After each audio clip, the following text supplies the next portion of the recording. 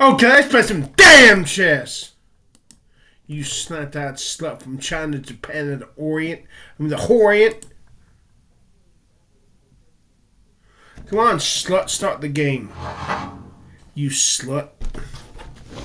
Oh, it's on me. Well, there.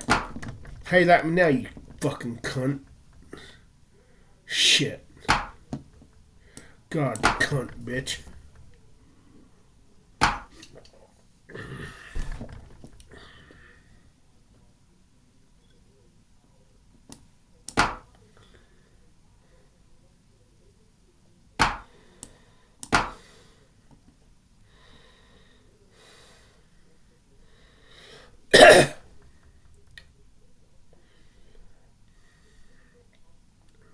Come on, you cunt.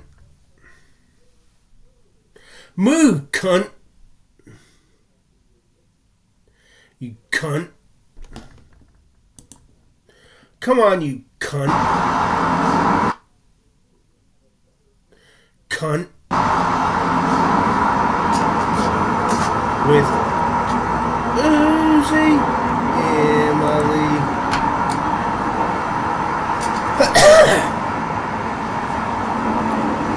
Come on, cunt. Come on, you cunt. Come on, you cunt.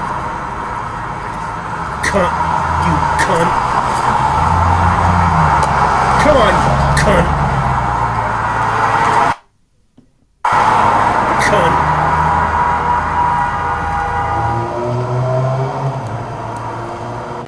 Fucking cunt.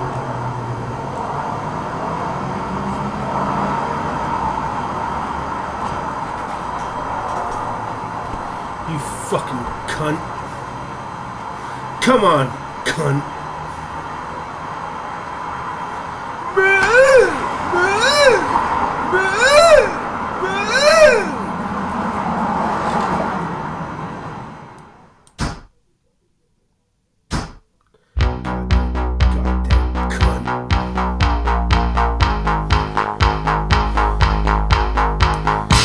Goddamn cunt. Come on, you cunt.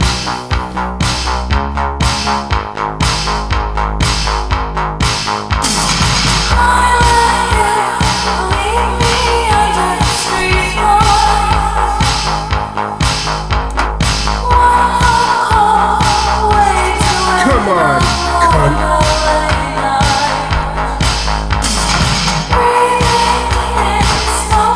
You cunt.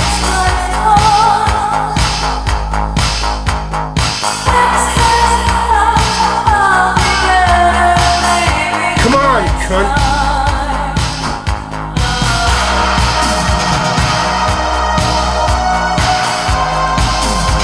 Don't even think about it, you whore.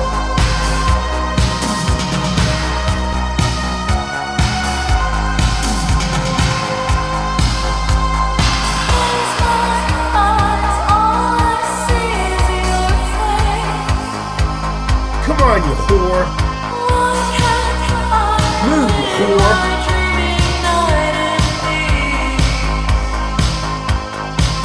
Come on, whore. Move, you whore. You slap that whore.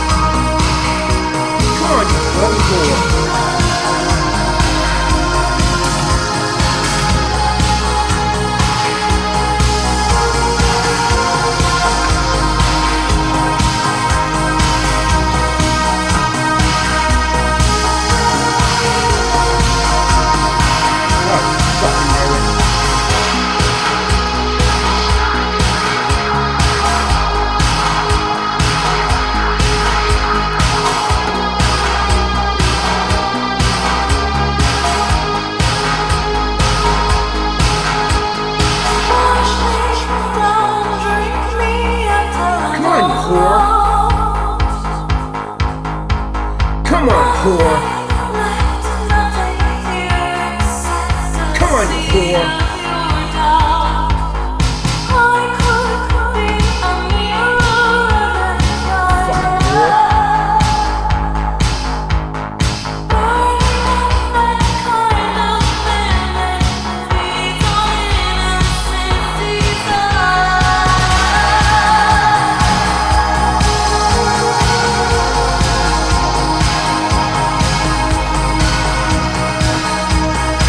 Ha ha ha, you whore.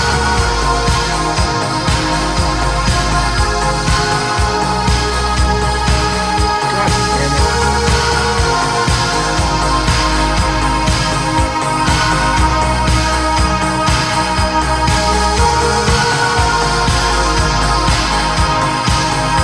God fucking damn it.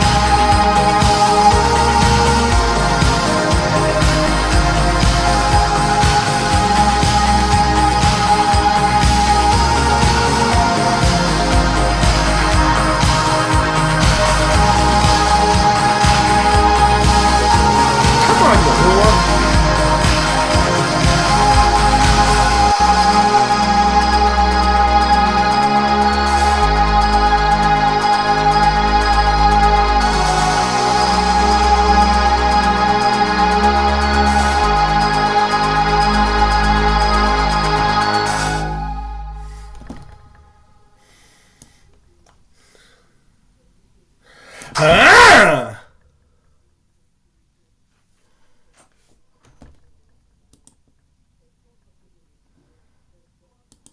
Slut.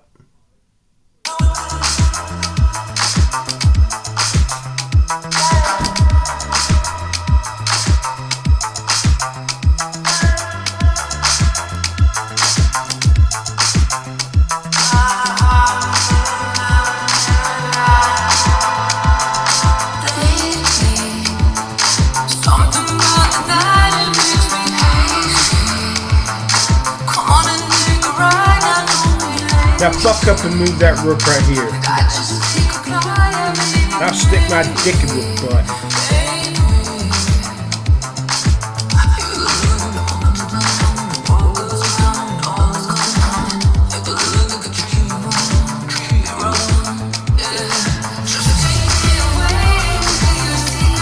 Ah!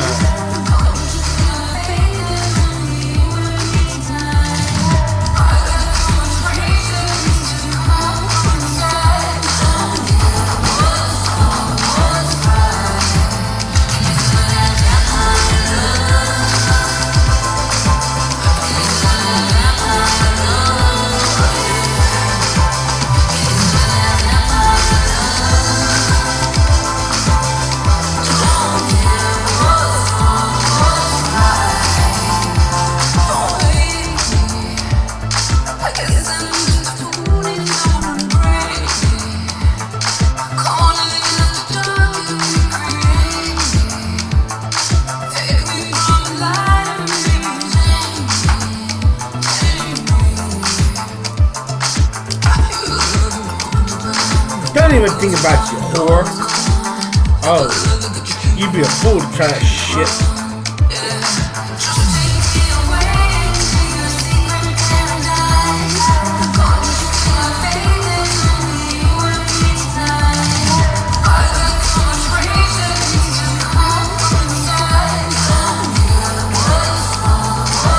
I'll chase that whore to keep him come.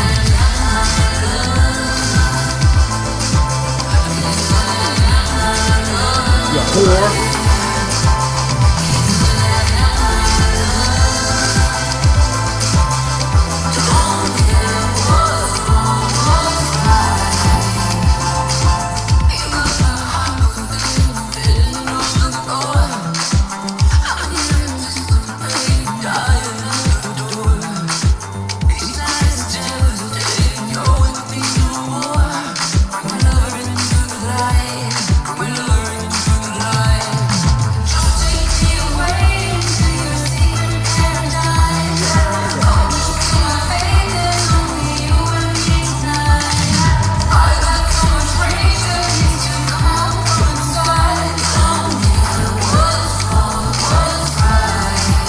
my dick, bitch.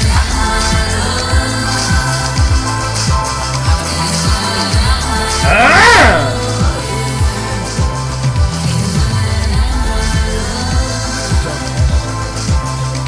Check out, fuck.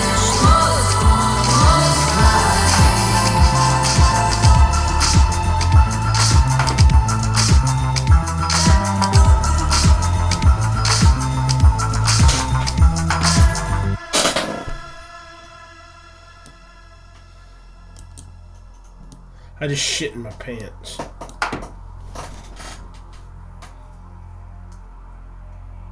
Yeah, I'm gonna fuck that pawn in the butt.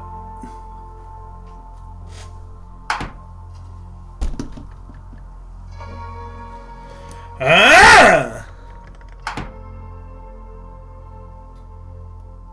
Don't even think about you, slut.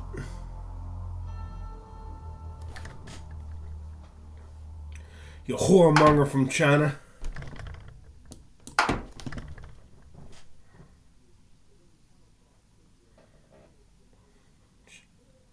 Come on, you whoremonger.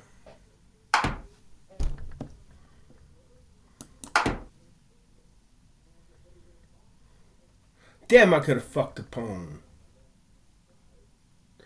God damn it.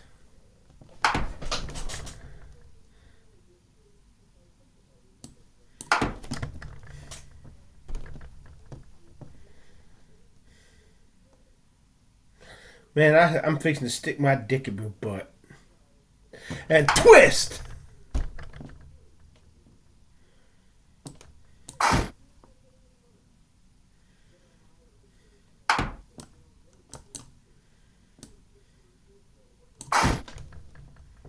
Come on, you whore.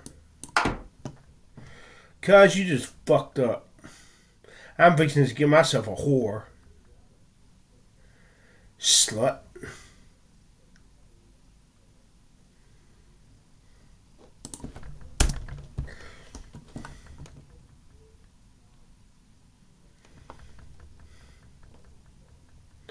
I'm fixing to get myself a whore. I'm fixing to get myself a whore. Oh no, no. Hell no. You slut. You slut that whore from China. Come on, you slut that whore. Spit, spit, spit, spit, spit, spit, spit, spit. I just can't comply, baby. Cause I see a dick in your future. I see a dick. I see a dick in your future. I see a dick. I see a dick in your future. I see a dick. I see a dick in your future. I see a dick. Dick, dick. Come on, just like that, whore.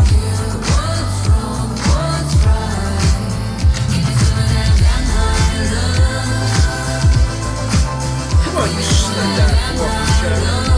North Korean whore. Come on, North Korean whore. I just got myself a whore. I guess I'm just a fool if someone would break me. Come on in after dark and recreate me. Take me from the light and baby take me. You're the lover that I'm holding on. When the world goes down and all is gone. You're the lover that could treat me wrong, yeah. Just take me away into your secret paradise.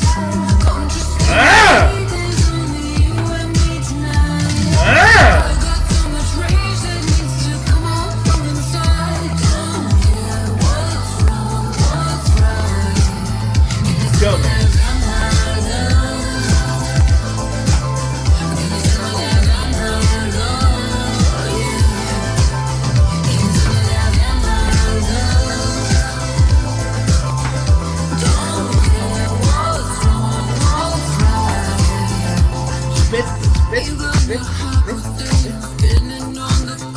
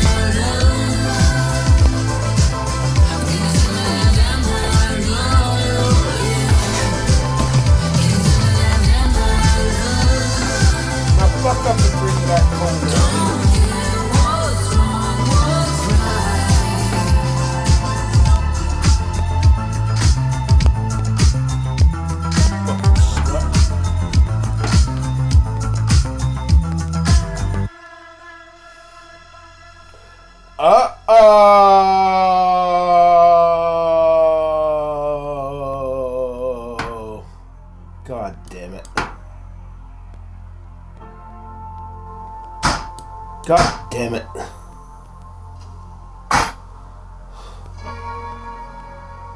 God fucking damn it.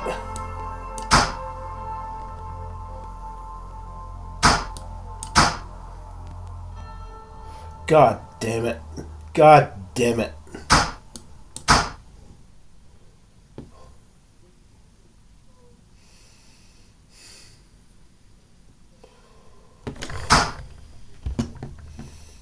Suck my dick, bitch. Suck my motherfucking dick.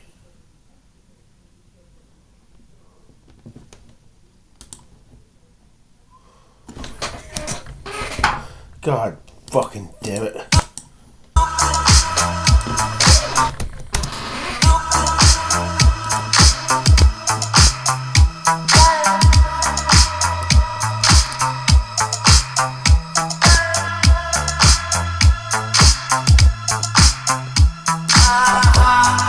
That goddamn king down there.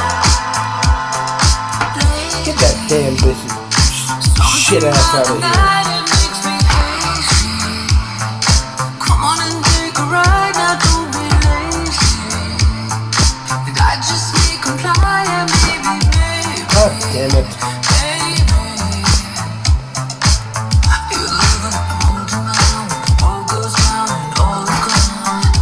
Come on, dick sucker.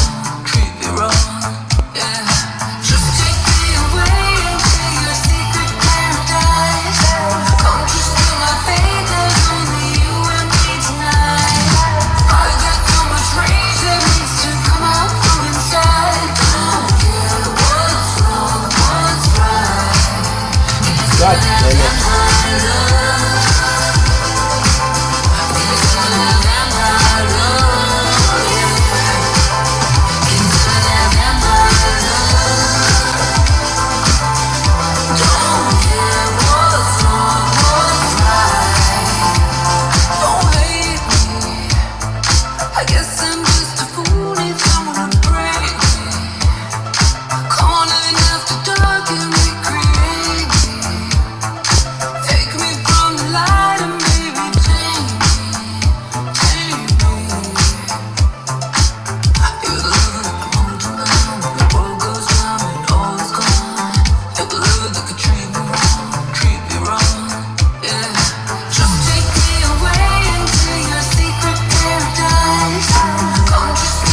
God damn it.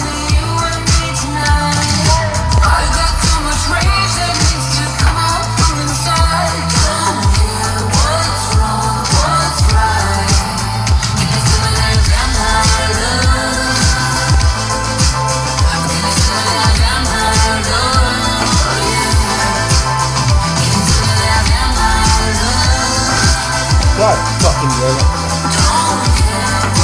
God fuck it.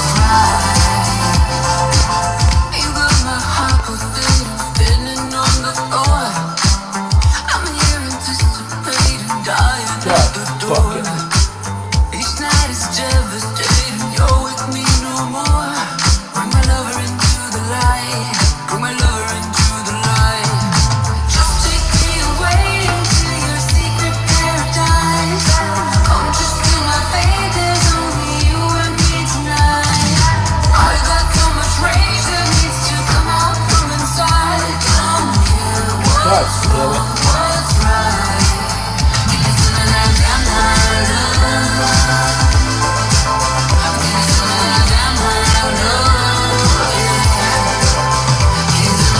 God fucking damn it.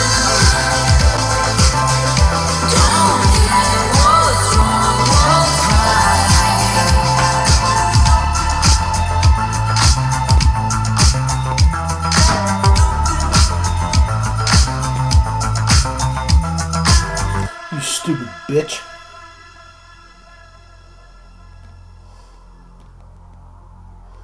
I'm gonna fuck up some more poems, bitch.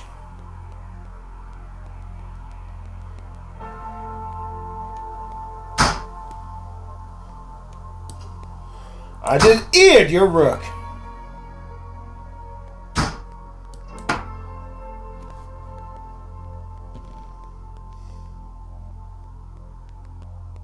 You stupid bitch. Suck my dick, bitch. Suck my dick.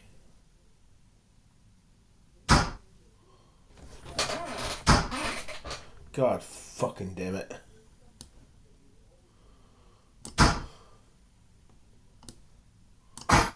Come on, you bitch. I want a goddamn rematch.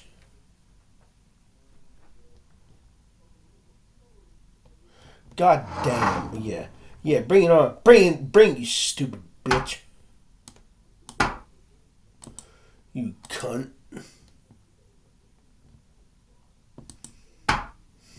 He's bringing that whore. No.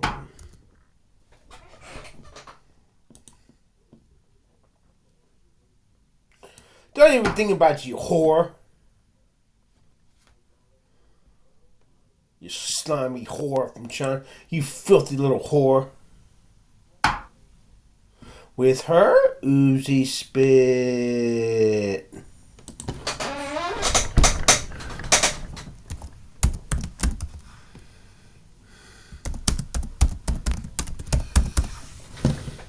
Damn, she smells like Uzi spit. Get that whore out of here, you slut.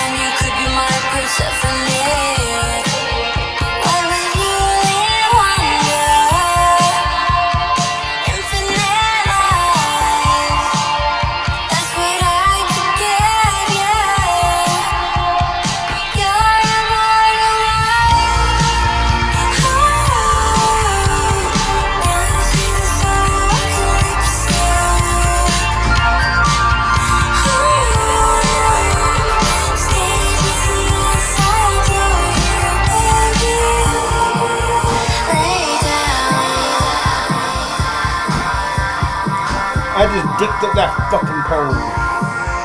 Lay down, take everything, wonder of the sea. Lay down, I could be your Hades and you could be my Persephone. God fucking God damn it. God damn it. That's what I could give you. God damn it. You're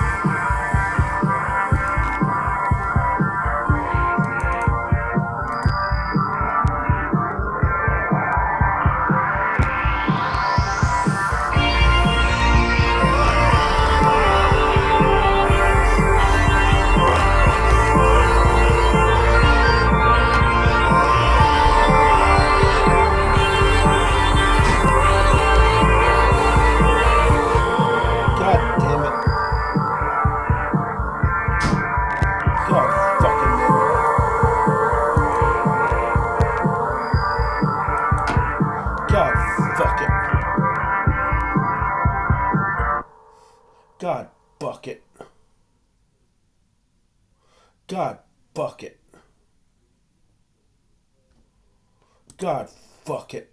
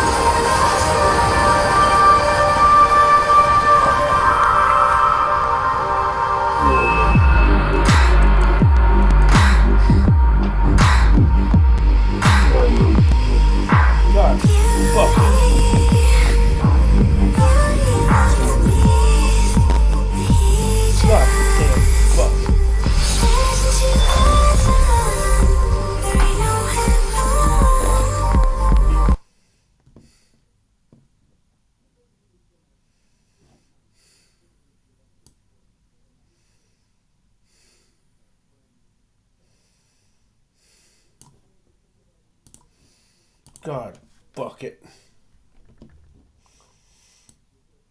Celebrity tattoo artist Kat Von D from the reality show LA Inc. shared a video of her baptism. Now, prior to getting baptized, she renounced the witchcraft, got rid of all of her occult books. She said she's throwing out those books about witchcraft, magic, and macabre because they don't align with who she wants to be.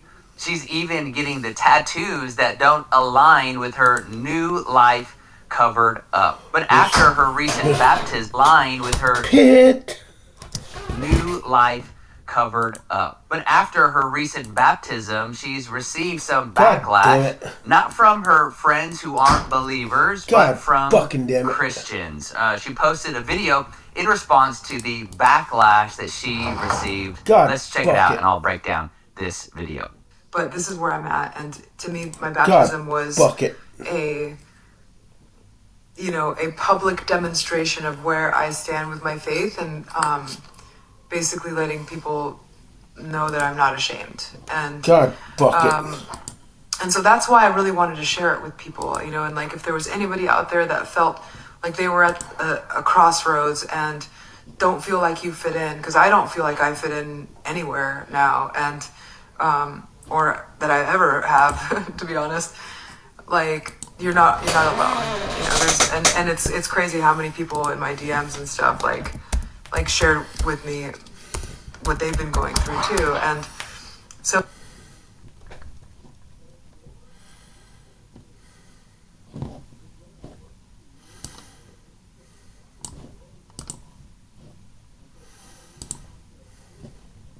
God damn it. I don't see Jesus or God, but she's in a tub in water. Not disrespecting it, I'm just saying. Like, she's showing a visual, but God, I don't see anything about God. Move you Welcome back to my YouTube channel on the planet. It is me, Armia Washington. In today's video, we're going to talk about Kat Von D faking Jesus. So Kat Von D was a famous witch. She was someone who was an entrepreneur, like dibbled and dabbled a lot in dark arts, just based on her, catalog. She was a famous tattoo artist. One thing I will say, and this is the whole fake thing. So she was on social media, made a post on Instagram and went viral. And I will say this: she talked about things that did not align with who she wants to be and different things like that. You have to be very careful. I've learned about people. You have to be very, very careful with that.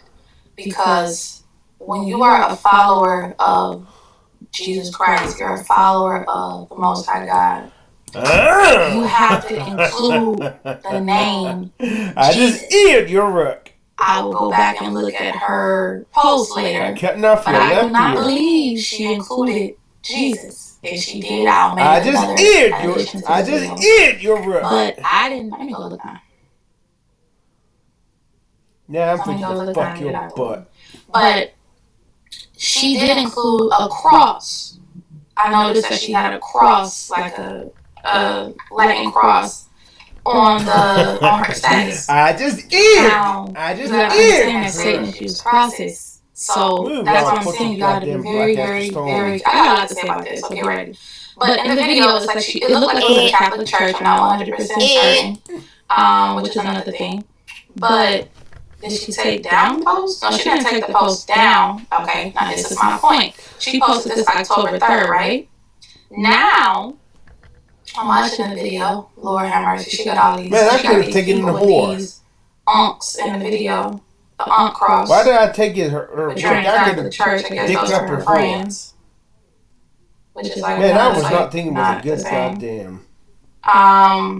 So it just looked like I'm looking at the video. She had like a ceremony. I didn't really give it a look for real. But I will say that she has deleted the actual description of the video. So now she just has the cross.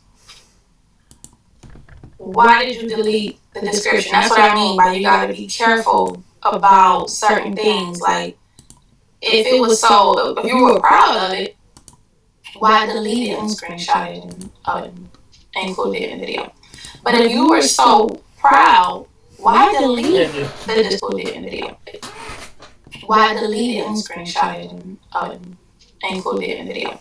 But if you were so proud, why delete the description? I gotta go to the shade room because I know the shade room covers everything. I fucked his. So I'm saying, what I have to say, if you were proud of it, ma'am, why would you delete the description? And I know you're like, it's none of our business, but you posted it on social media, and it's my job to expose it. You know what I think happened? You know what I think is what I think, and I want to give you my deep, honest opinion. I feel like she probably did have an encounter with the Most High God. She probably did. However,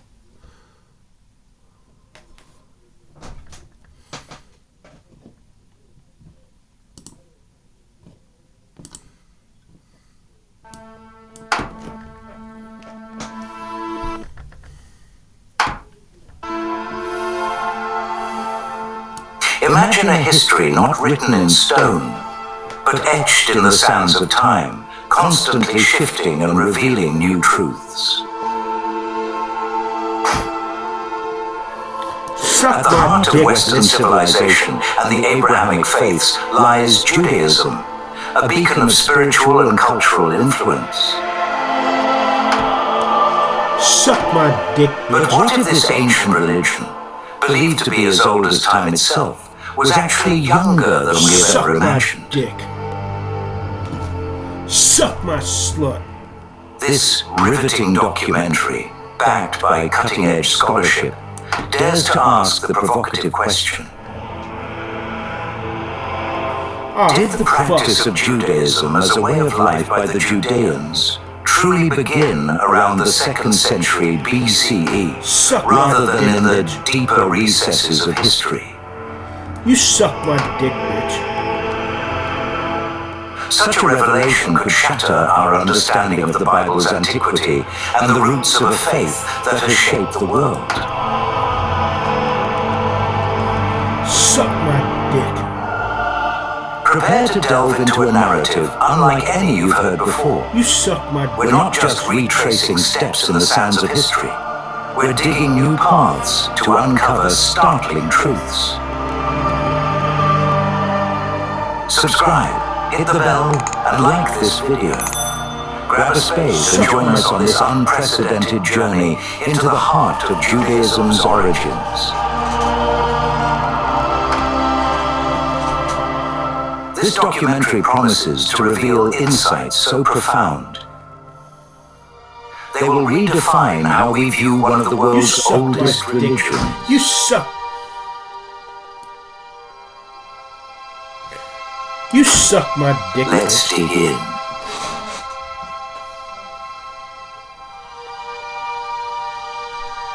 Suck my dick, bitch.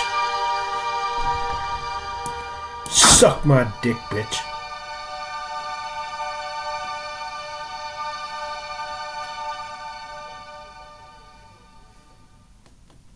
Judaism is an ancient religion. But what if we could show you actual evidence that it isn't as old as the Bible portrays it? Would this pique your interest?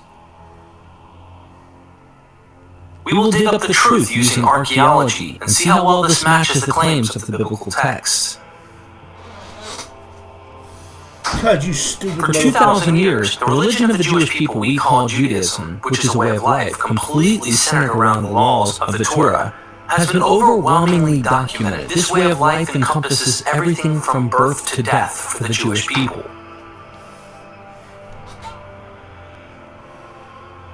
The Torah are the laws handed down by God to Moses, written in the first 5 books of the Bible. Of course, Myth Vision doesn't think Moses actually wrote these books, let alone likely existed. So we might ask, if Moses didn't get these laws from God on Mount Sinai in actual history, then who wrote them, and when did these laws actually become practiced by actual worshippers of Yahweh? In this documentary, we want to show you the evidence from archaeology of when Judaism actually began as a religion, assuming we didn't have the biblical text trying to tell us these answers. You may be asking, why not just go with the biblical account to answer this question? Simply put, the Bible isn't giving us a literal history of past events as they actually occurred. For example, it's clear that no Exodus happened as recorded in the Bible based on scientific archaeological research. We can discuss what the Bible is doing, but one thing it isn't doing is actual accurate history as we know it in the 21st century. The scholar of this amazing research will be based off of is Dr. Yonatan Adler, who is Associate Professor in the Department of Land of Israel Studies and Archaeology at Ariel University in Israel. He has served as a member of the State of Israel's Council for Archaeology since his 2018 appointment by the Minister of Culture. His book, which sent shockwaves through the biblical studies scholarly community, is The Origins of Judaism, an archaeological historical reappraisal. The goal of this work isn't to answer the complex biblical tradition's origins question, but to reveal the hard archaeological facts of when Judaism actually began as a religion of the people. Dr. Adler wants to re-evaluate the 19th century hypotheses that the emergence of Judaism happened in the post-exilic period as early as Persia, meaning these Protestant academics were postulating that after the Babylonian exile, we find the emergence of post-exilic Judaism, with the religion of pre-exilic Israel being something rather different. These academics would focus on what biblical authors had to say in order to deduce their reasoning, instead of looking at the behaviors and social history of the general populations of Judea based off archaeology. If the general populations of Jews practiced Judaism, this would imply they had the laws. But if there is no archaeological evidence suggesting they did practice any of these laws in these periods, well, this could be clear evidence that no such laws were practiced or possibly even known by the general folks. To be upfront, Dr. Adler will express how these Jews in Persia appear to not be practicing the Torah as their religion until the Hasmonean period. But this is a crucial point I need to drill down, as it lays heavy on my heart for Jews who suffer from ongoing anti-Semitism. The Jews, or Judeans, have existed in Levant way back, with a continuous tradition of Yahweh or Yahu, or however you want to pronounce the deity of the time, worship, and even Ella and Ugarit. The peoples have had a deep history in these regions, yet what is new or dramatic about this documentary is their religion or practice of Torah. Anyone who knows biblical scholarship and its variations of scholarly educated guesses should be cautious on being too certain about many ideas like dating or who actually wrote these texts, etc. The academics vary from maximalist to minimalist, dating things in two extremes, and some fall in the middle. What is not as easy to dispute are the hard archaeological facts of when the lifestyle articulated in the Torah was practiced by Jewish peoples. Dr. Adler starts with a time in history where we absolutely know with certainty that Judaism existed and was practiced by adherents of this way of life following the Torah. The Torah's teachings guide various aspects of Jewish life, including daily prayers and rituals, weekly Sabbaths, annual festivals, dietary restrictions, significant events through one's life, marriage and family matters, legal issues, both criminal and civil, agricultural practices, and rules for maintaining ritual purity. Additionally, in ancient times, these teachings also included specific rites related to temple worship. Dr. Adler starts in a period when Torah practice was clearly happening, using archaeology, and works backwards in history to a period period where the practice of Torah are no longer evident in the archaeology. This reasoning leads him and me to think the origins of this practice happened when we see evidence of it in the archaeological record. I can picture many scholars who have built so much of their speculations off of a biblical portrayal being upset at the finds of this groundbreaking evidence. However, the reason Dr. Adler avoided getting into the questions of when the Torah was written, or the biblical text for that matter, is the endless, flimsy speculations, which are weak compared to actual archaeological evidence. We can guess all day long when it was written, where, and all of these things. The interpretations of Jewish law by rabbis, particularly those compiled in the Babylonian Talmud, have significantly shaped Jewish life. However, rabbinic law, or halakha, wasn't universally adopted by all Jews. Before and even after the emergence of rabbinical authority, various Jewish groups like the Pharisees, Sadducees, and Essenes practiced their own interpretations of the Torah's laws. Post-70 CE, after the fall of Jerusalem, many Jewish communities followed the Torah's teachings differently from rabbinic interpretations. A notable example is the Karaites in the early Middle Ages. But there are many instances throughout Jewish history of non-rabbinic adherence to the Torah. Definitions.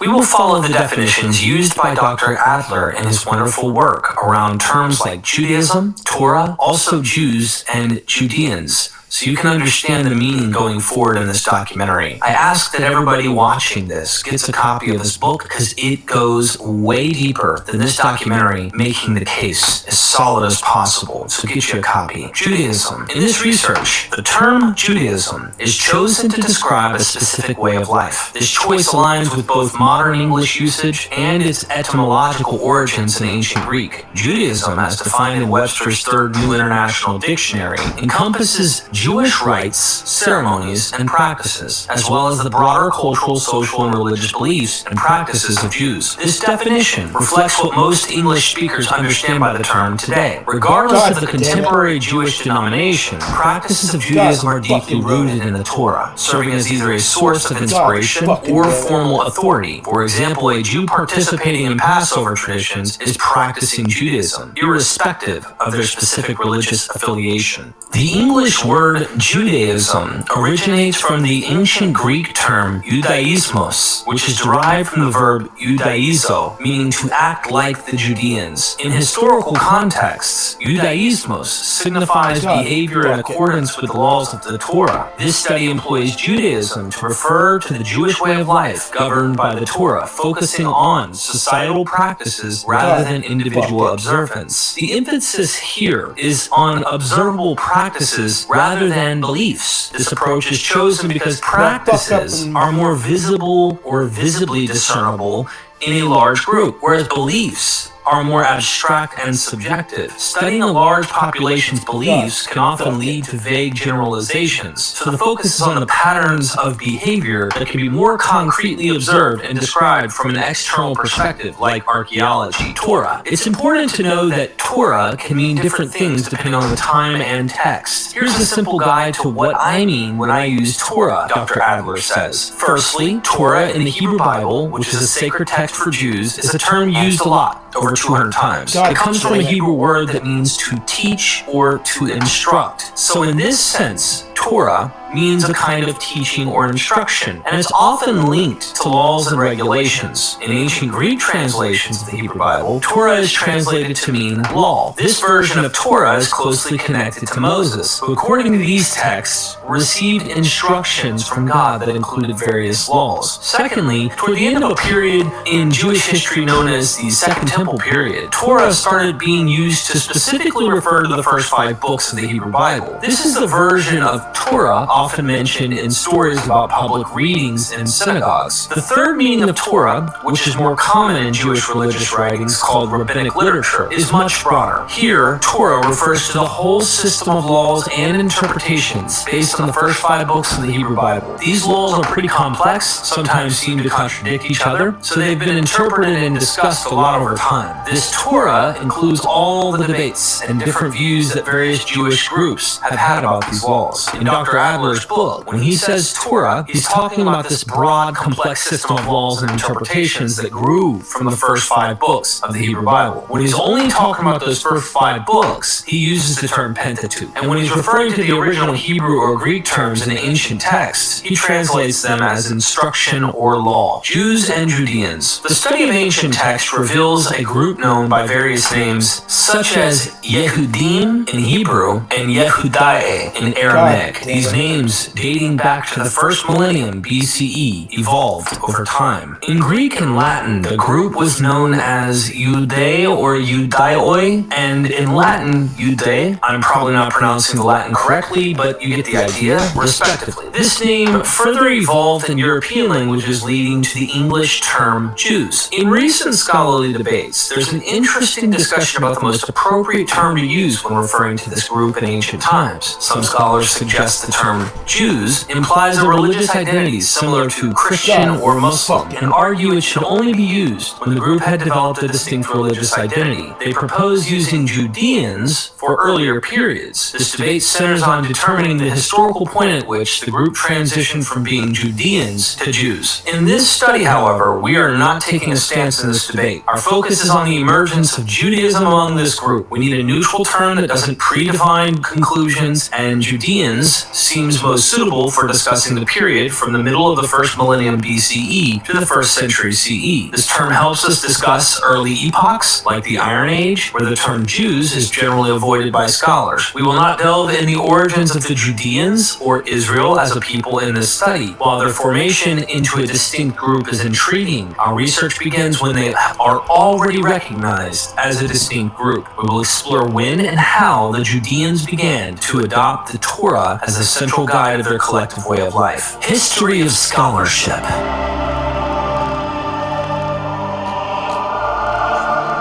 Dr. Adler covers the history of the scholarship on early Judaism in his book, so it's important that we cover it as well for those interested in understanding where the field has been and is currently at. He points out that most of the scholarship is centered around the biblical texts for drawing conclusions rather than the archaeology from the social history unearthed by people's actions, which can be evaluated in a concrete way. Some scholars believe that after returning from the Babylonian exile, the Pentateuch was widely acknowledged and followed as the Torah. But this theory hasn't been extensively examined. In the 19th century, several key scholars significantly influenced the understanding of early Judaism and the Hebrew Bible. Wilhelm Martin Lieberich De Wet. Now, I'm probably butchering the name, but he was around in 1780 to 1849, known as the founder of modern biblical criticism. De Wet's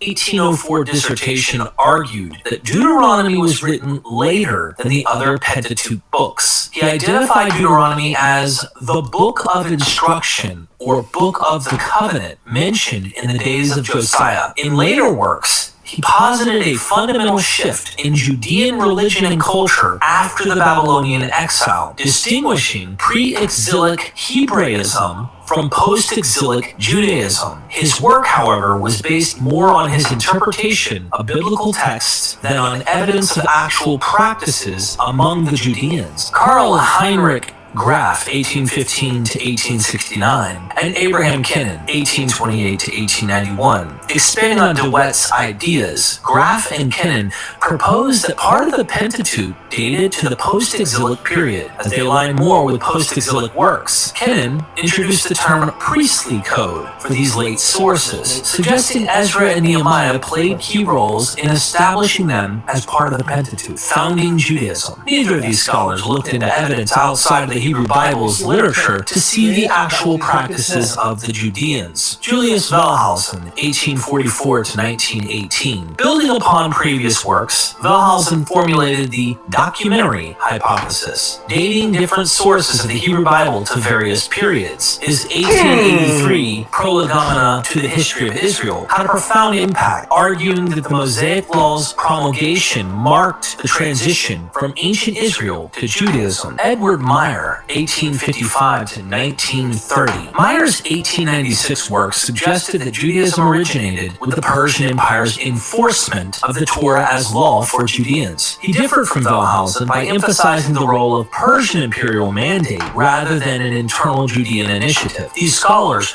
largely focused on literary history of the Hebrew Bible, often accepting biblical narratives at face value without seeking additional evidence for the Torah's influence on the daily lives of ordinary Judeans in the Persian era. In the 20th century, biblical scholarship built on 19th century foundations, exploring new areas such as the literary history of the Hebrew Bible, especially the Pentateuch. Key discoveries in Mesopotamia and Judean desert enriched comparative studies and textual criticism. Scholars also began questioning the Graf Wellhausen documentary hypothesis, considering alternative theories like the supplementary hypothesis and the fragmentary hypothesis. However, much of this scholarship continued to focus on the intellectual circles that authored the biblical texts, without deeply investigating how the legal parts of the Pentateuch gained authority outside these circles. The widely accepted division between pre-exilic Hebraism, meaning before 586 BCE, and post-exilic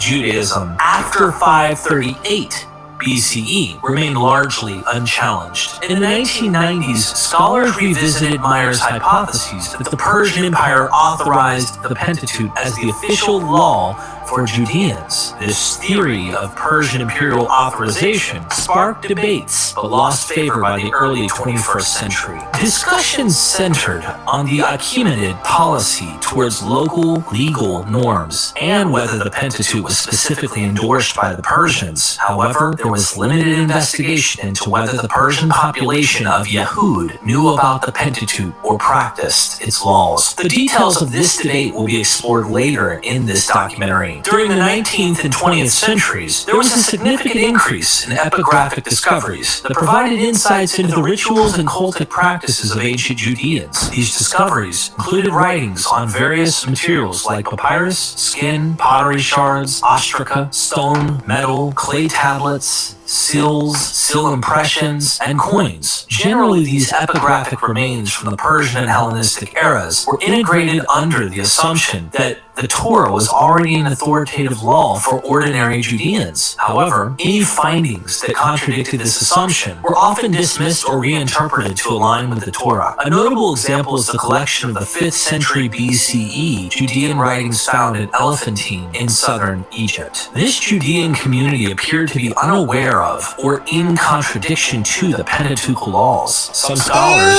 starting with Wellhausen, consider this community an isolated remnant of ancient Israel, out of touch with mainstream Judaism. Others, like Basil Porton, interpreted the text to portray the Elephantine Judeans as knowledgeable and observant of Torah laws. Nonetheless, there was no thorough investigation into whether the broader Judean population during the Persian period was aware of and regarded the Torah as authoritative. Archaeological findings related to Judeans in the Persian and Hellenistic periods have been limited and inconsistent, leading to a lack of archaeological studies on Judean observance of the Torah during these times. Ephraim Stern's studies suggested that the absence of figurines in Judea and Samaria during the Persian era indicates a religious revolution consolidating Jewish monotheism. However, conclusive evidence remains sparse. In 1992, a book, Judaism, Practice and Belief, E.P. Sanders, or Ed P. Sanders,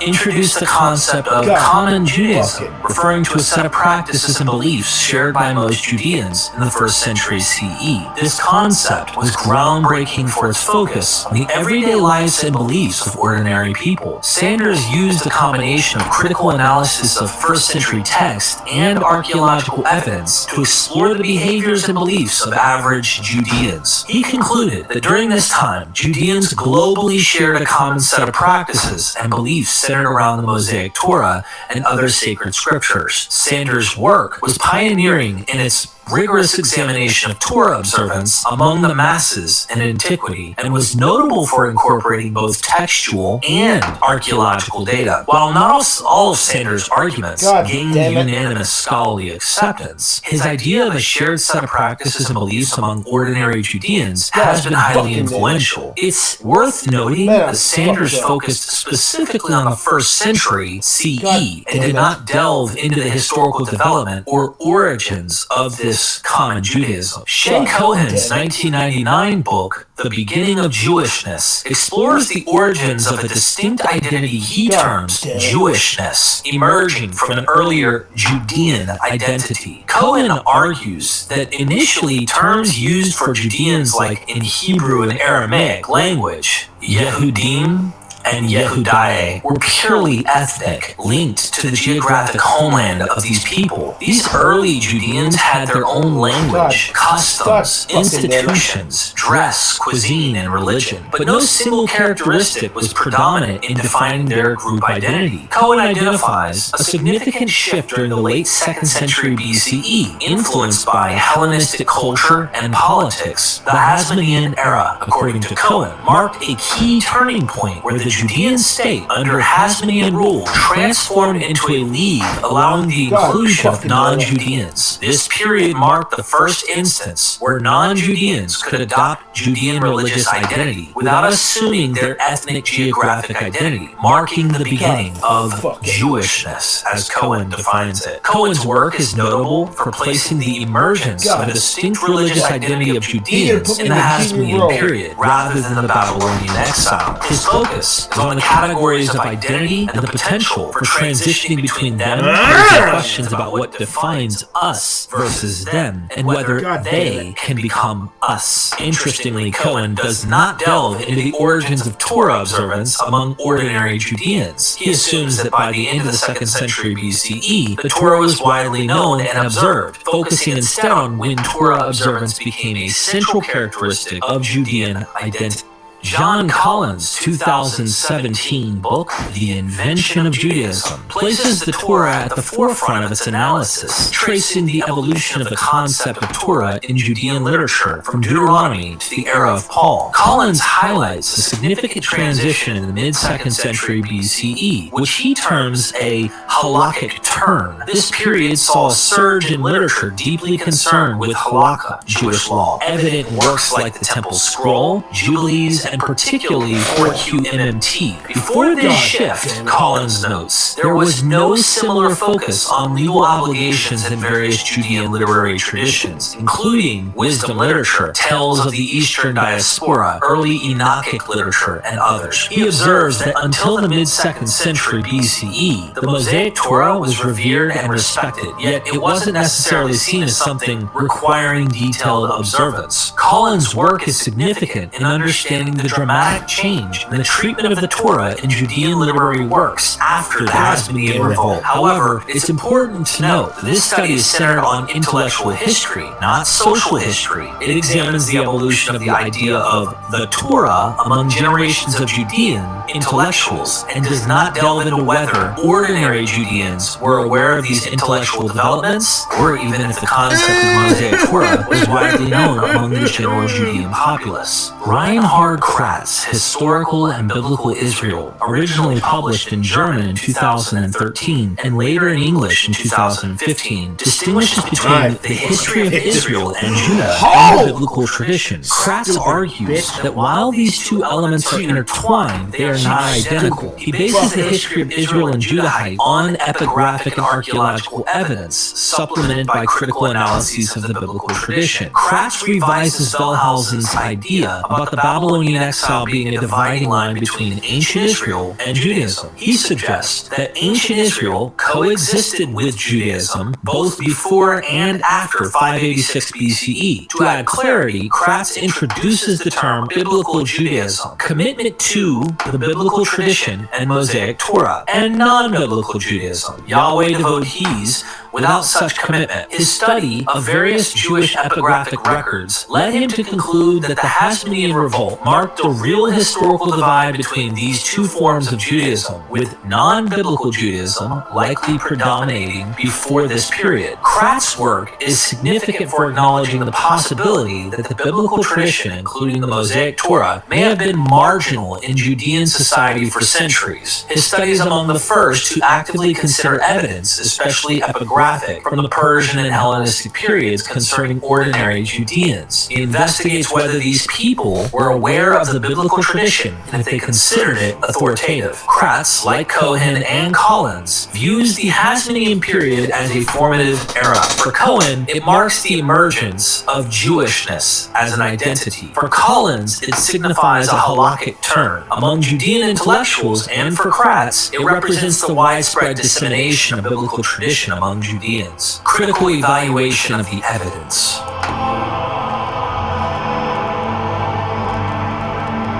Dr. Adler builds on the work of Sanders and Kratz, focusing on when ordinary Judeans first learned about, accepted, and practiced the Torah rules. Our approach combines textual and archaeological evidence. We'll start by analyzing a range of Torah practices and prohibitions, each in a separate chapter or section. The 1st century CE, a time when these laws were widely known and followed by Judeans, serves as a starting point for us. From there, we'll trace back to find the earliest evidence of these laws being known and practiced, determining the earliest possible emergence of Judaism. The concept of terminus ante quem is crucial here. It's a technical term used in archaeology to denote the latest possible date when something could have started. For example, if we find evidence of Torah practices dating back to the 2nd century BCE, it means Judaism must have emerged by then or earlier. Our aim isn't to prove that every Judean strictly followed the Torah, but to identify patterns showing widespread knowledge and adherence to its laws in society. Our analyses indicates that compelling evidence of the masses knowing and practicing Torah laws dates back to no earlier than the mid-2nd century BCE. This sets the overarching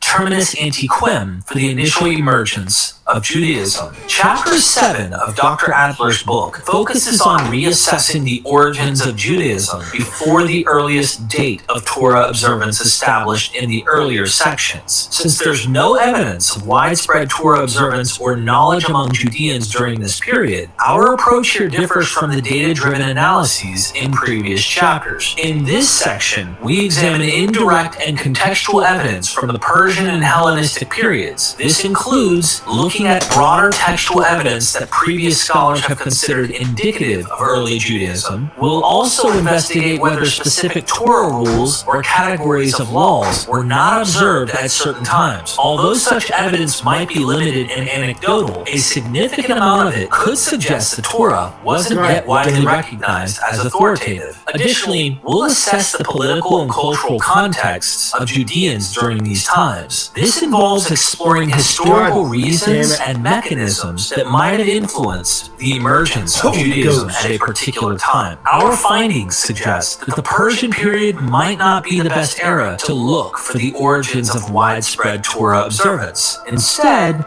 the period between Alexander the Great's conquests around 332 BCE and the establishment of the Hasmonean state in the mid-2nd century BCE appears more promising for understanding the origins of Judaism. We will examine the texts and methodologies used to investigate the origins of early observance of Torah laws among Judeans. Textual sources, 1st century text, works by Philo of Alexandria, Josephus, Flavius Josephus, they're key. Josephus' writings, which often reference earlier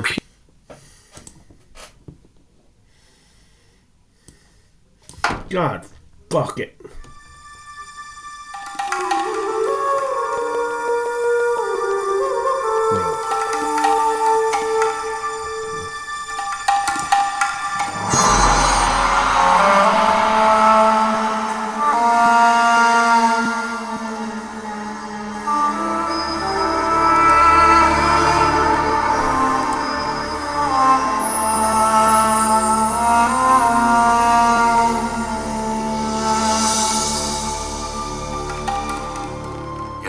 Synonymous with ancient mysteries and timeless wonder, where the treasures of antiquity reveal glimpses of of a glorious past. It is here, at the crossroads of biblical history and an extraordinary civilization, that one story still captivates the human imagination as perhaps no other ever told. You stupid bitch. It is the story and the mystery of the Exodus. God The fucking Exodus damn story it. is very important for a number of reasons. Holy goddamn It's a ghost. story of liberation from bondage. It's a story of victory over oppressors. It's a story of how one individual can make a tremendous difference. I think it's right at the roots of our ethical system, if not our religious system. The Exodus in Jewish tradition is that which defines Israel as a people. God brought them out, made them his own, entered into a covenant relationship with them on Mount Sinai.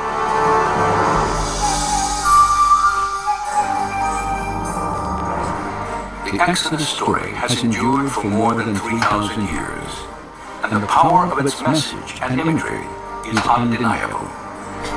You stupid bitch.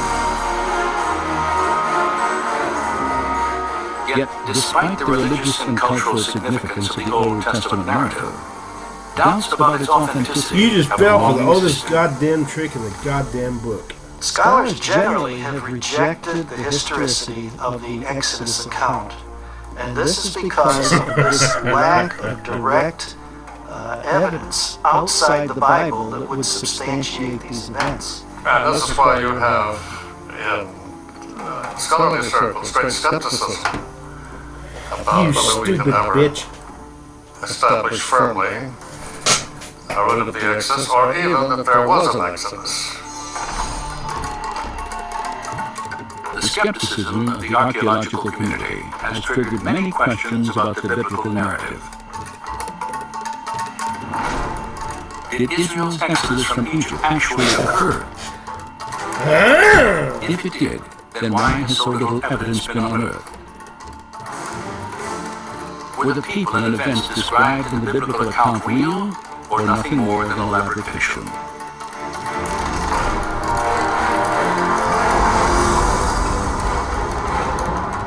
During the next hour, we will travel from the Nile Delta to the depths of the Red Sea to investigate these questions in the light of new evidence and discovery.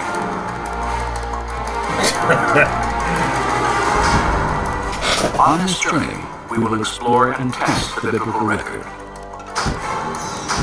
For if there's any historical truth to accounts of the Exodus, then some evidence of Moses and the children of Israel should still exist, even if it lies buried under water and sand.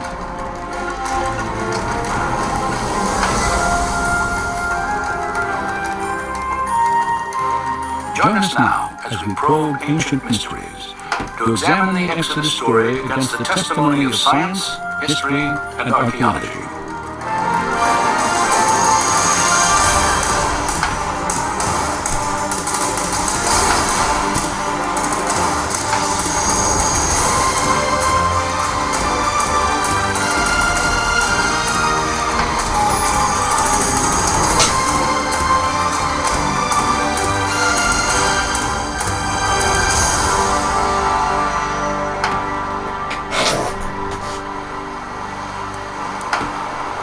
God damn it.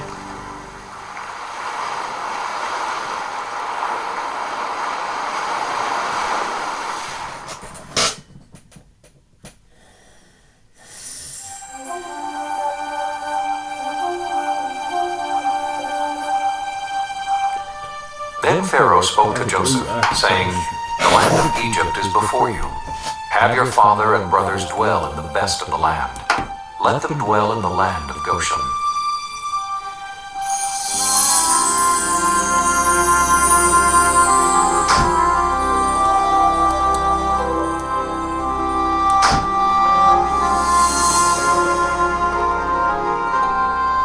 Any attempt to weigh the historical validity of the Exodus He's that must got rid of begin one of those here, fucking in the bitches. Nile Delta, the biblical land of Goshen.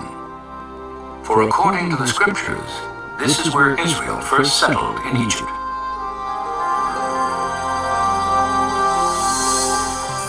Nearly 4,000 years ago, the Hebrew patriarch Joseph, then a prisoner in Egypt, is said to have interpreted Pharaoh's dream, foretelling 7 years of abundant harvest, followed by 7 years of devastating famine.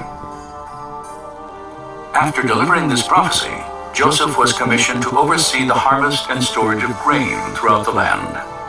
And when famine struck, news of Egypt's abundance spread quickly to its neighbors. There is, again, plenty of extra-biblical as well as biblical evidence of constant moving back and forth between Palestine and Egypt, particularly in times of famine. When famine ravaged Canaan, fear of starvation led Joseph's father, his 11 brothers and their wives and children to leave their homeland and make the 200-mile journey southwest into Goshen. And as Egypt prospered under Joseph's leadership, a grateful Pharaoh offered his family permanent sanctuary in the richest area of the empire. The biblical record dates these events at early in the 19th century BC. But have archaeologists ever confirmed that a significant Canaanite population once inhabited northeastern Egypt during this time? Over the past 4 decades, extensive investigation has established the presence of ancient Israel in the Nile Delta. In 1966, just outside the small town of Cantir, an Austrian research team headed by Dr. Manfred Bietek made the first of a remarkable series of discoveries. Ruins at an excavation site called Tel El Daba are remains of what is now believed to be the earliest Israelite settlement in Egypt. Studies of pottery fragments and construction techniques have verified that primitive mud walls here were once part of an unfortified village built by Canaanite farmers in the middle of the 19th century BC. Manfred Bietek's work has provided us with the only tangible evidence for the presence of Israelites in Egypt. The earliest Asiatic occupation at Tel El Daba is in Area F, Stratum D2. And this is a very interesting level because the people living there were pastoralists, living a very simple lifestyle. They had very small structures that they lived in, evidence for keeping animals in pens and so on. This dates to the time of Jacob, of Joseph. It's at the right place. It's an Asiatic culture. Obviously, these people were not local Egyptians. They had migrated into this area from the land of Canaan. And so this could very well be evidence for the Israelites in Egypt. God damn it. While excavating in these cornfields, Manfred Bietek's team made another intriguing find. In a plot of land, later identified as Area F, they uncovered the ruins of a village. In this small village there in Stratum D2, dating to the time of Joseph, all the remains are Asiatic in nature. The material culture there is Asiatic, nothing is Egyptian. A map of the excavation site confirms its distinctly Israelite origins. And there was one house in particular which was larger than the other houses. And it was laid out in kind of a horseshoe fashion around the central courtyard. And then around this rather large structure were smaller structures. And this perhaps maybe the very first house built using this design. Archaeologists immediately recognized that the design of this horseshoe-shaped dwelling was identical to structures built in Israel centuries later. It was a prototype of Hebrew architecture constructed near the time Joseph was believed to have lived in Egypt.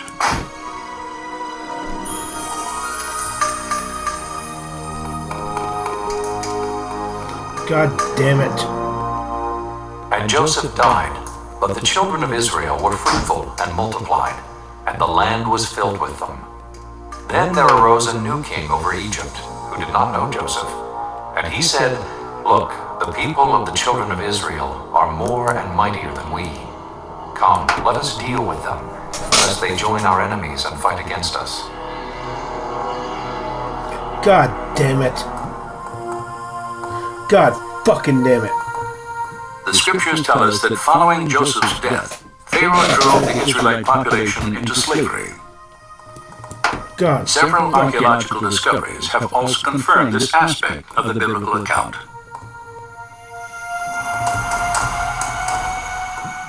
Excavations throughout the Nile Delta have unearthed walls of mud brick resembling those the Bible states were once molded by the hands of Israelite slaves.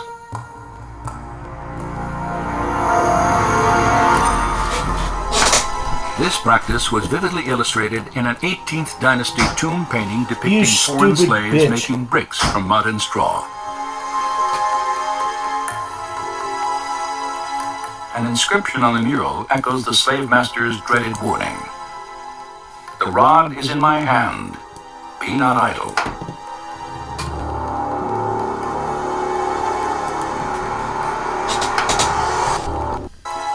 An inscription on the mural echoes the slave master's dreaded warning.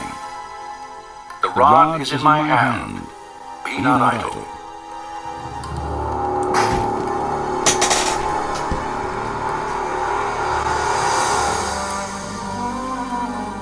Another mural, carved in a tomb wall during the 15th century BC, shows Canaanite slaves working in the vineyards of Goshen.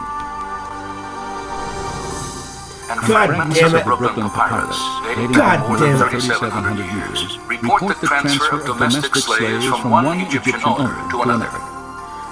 Each slave was listed by name. More than half the names noted were characteristically Hebrew.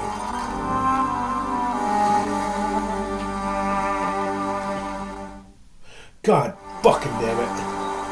Holy Ghost. There is now little doubt that a significant Israelite population lived in Egypt for several hundred years after the time of Joseph. You stupid bitch. Yet if biblical accounts of the Exodus are historically viable, then there should also be evidence of Israel's arrival in Canaan, the Promised Land, sometime between the 14th and 12th century BC. Such evidence does exist.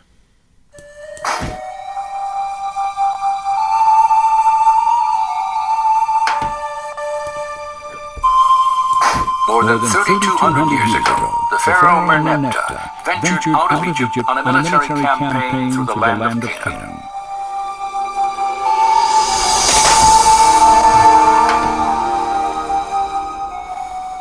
Later, in a poem proclaiming his victories, he boasted that Israel is laid waste.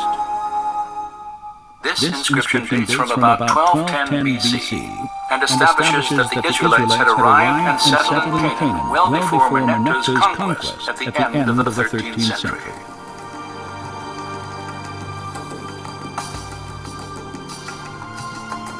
Additionally, at Kalamani in Egypt, archaeologists have uncovered a series of letters on cuneiform tablets. Many were authored by Canaanite rulers early in the 14th century BC. These letters contain desperate pleas to the Egyptian pharaoh Akhenaten for military assistance to defend Canaan from nomadic invaders. One of them warns that if Pharaoh does not act, all Canaan will be lost. The invaders were identified by the name Apiru. And this is kind of a generic term for stateless individuals, people who weren't connected with any particular urban center. And so the Israelites undoubtedly would have been referred to as either Apiru or Asiatics by the Egyptians. I do think that the term Apiru is the origin of the term Hebrew. If the name Apiru referred to the Hebrew people, then the Tel Armana inscriptions provide strong evidence for the presence of Israel in Canaan. They also suggest Israel may have entered the country earlier than scholars had previously thought, at the beginning of the 14th century BC. Recent excavations of the Canaanite city of Hatzor could also support a 14th century Israelite invasion. God damn it. evidence has been uncovered that the city was destroyed at least twice during the period described in the biblical books of Joshua and Judges. Scattered among the remains of a large palace were Egyptian and Canaanite idols, their heads and hands intentionally chiseled off. Archaeologist Amnon Ben-Tor has concluded by process of elimination that the invading Israelites must have ravaged Hatzor, for neither the Egyptians nor the indigenous Canaanites would have purposely destroyed their own gods. So we should expect to find evidence in Canaan for the conquest. And when we examine some of the places that are named in the book of Joshua, we do indeed find archaeological evidence to back up the biblical account. If archaeological evidence shows that Israel appeared in the Promised Land between 1400 and 1200 BC, and if it also documents a Hebrew population in the Nile Delta for centuries before these dates, then one conclusion follows. The Israelites must have migrated from Egypt into Canaan, and an exodus actually occurred.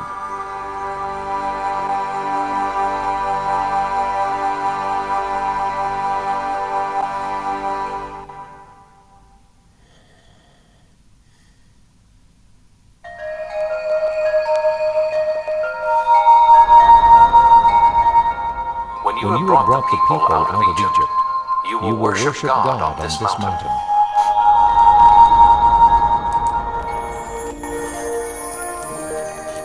If people out of Egypt, you will worship God on this mountain.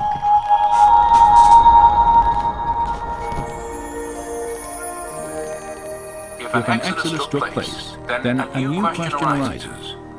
What path did the children of Israel follow in their flight from Egypt? Any attempt to test the biblical record must focus along the route that the Bible itself specifies.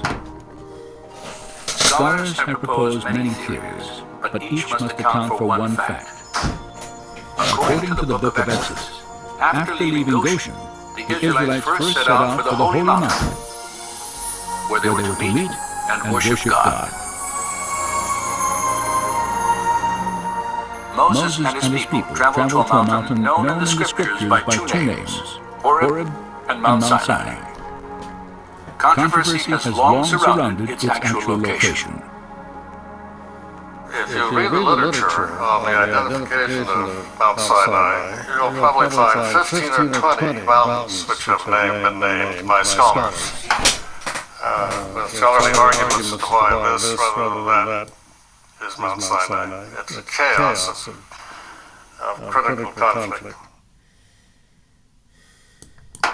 Of the many sites proposed for the mountain, the most well-known stands in the southern tip of the Sinai Peninsula.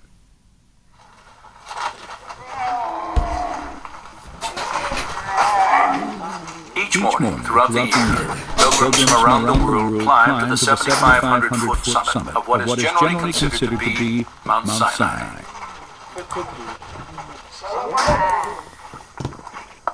Few who walk these well-worn steps realize exactly how this mountain was first identified as the place where the Israelites encountered God.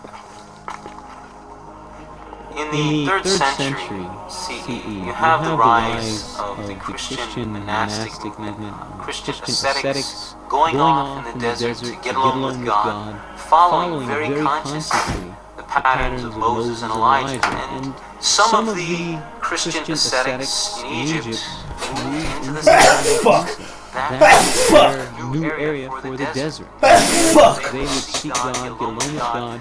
No civilization there, hardly any cities or villages except along the coast. And for them, they had engaged in an exodus from Egypt. They came out of Egypt, lived in the Sinai Peninsula, and this was their holy land. They read the biblical text with an allegorical approach. They see symbols and images of things everywhere.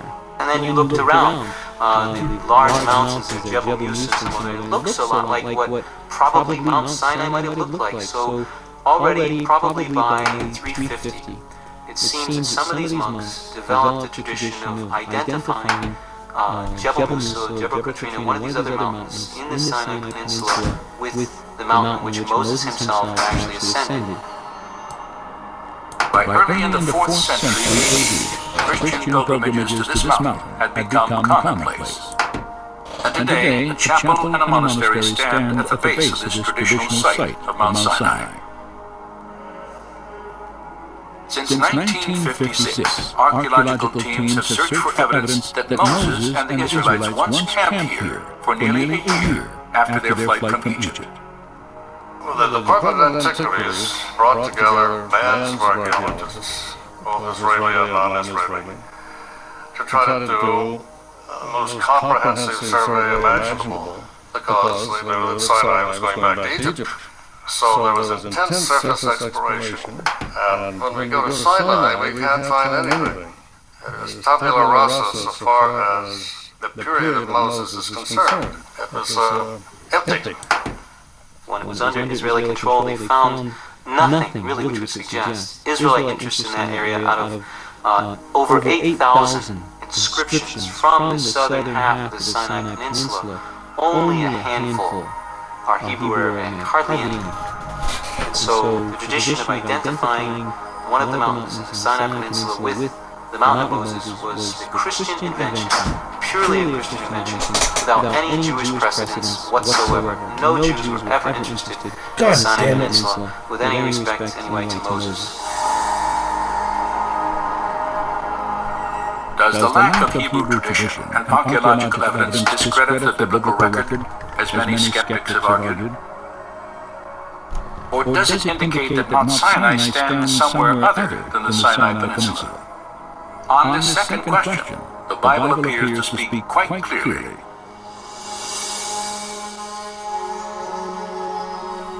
Now it came about in those days that Moses went out to his brethren and looked on their hard labors. And he saw an Egyptian beating a Hebrew.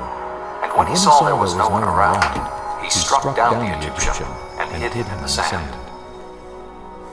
When Pharaoh heard of this matter, he tried to kill Moses. But Moses fled from the presence of Pharaoh and settled in the land of Midian.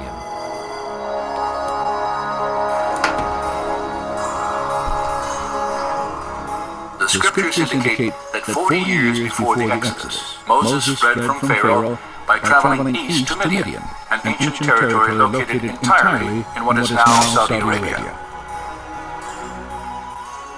If Moses were fleeing from incarceration in Egypt for murdering an Egyptian, then this would be an ideal place to find refuge. It is outside of the control and influence of Egypt.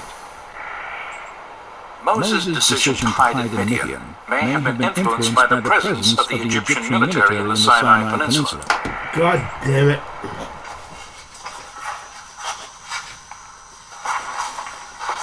God fucking damn it. 3,500 years ago, Pharaoh's soldiers supervised the construction and operation of copper and turquoise mines throughout the southern Sinai. Inscriptions on their walls and the surrounding ruins of ancient temples still provide graphic evidence of Egypt's presence here during the years of Moses' exile. It is doubtful that, as a fugitive, Moses would have lived or traveled anywhere in the South Sinai with an army committed to his capture close at hand. The prospects of sanctuary in Midian, however, were far greater.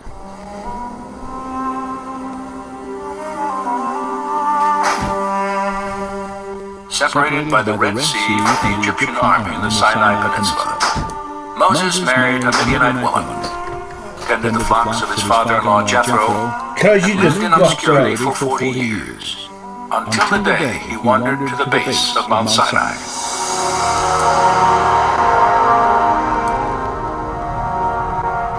There, God spoke through a burning bush and revealed his plan to free Israel from bondage.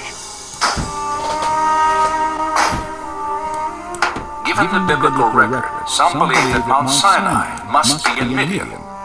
But is there any other evidence to support this theory? Several Jewish documents, some written 600 years before Christian traditions, locate the Mountain of God in Midianite territory. Suck my dick, bitch.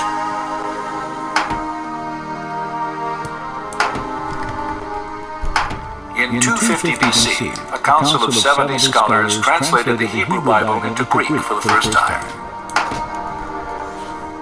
Their translation of the Exodus account presupposed that Mount Sinai stood in the Arabian Peninsula. 3 centuries later, the Jewish philosopher Philo placed the mountain east of the Sinai Peninsula and south of Palestine. At the same time, the Apostle Paul, who was educated under the Rabbi Gamaliel, also located Mount Sinai in Arabia. So Paul, Philo, when they use the word Arabia, they're not thinking of the Sinai Peninsula. Once again, I think that point needs to be emphasized very clearly. The terminology, Arabia, in the first century, Greek geographers usually have in mind this is the Arabian Peninsula. That's how that term is used. Oh, you almost had me if I stuck my dick in your butt. Perhaps the most specific description of Mount Sinai's location can be traced to the first century historian Josephus, who wrote, "It was the highest of mountains, near the city of Madian." Shortly after this account, Madian was identified in the Arabian Peninsula by the Greek geographer Ptolemy.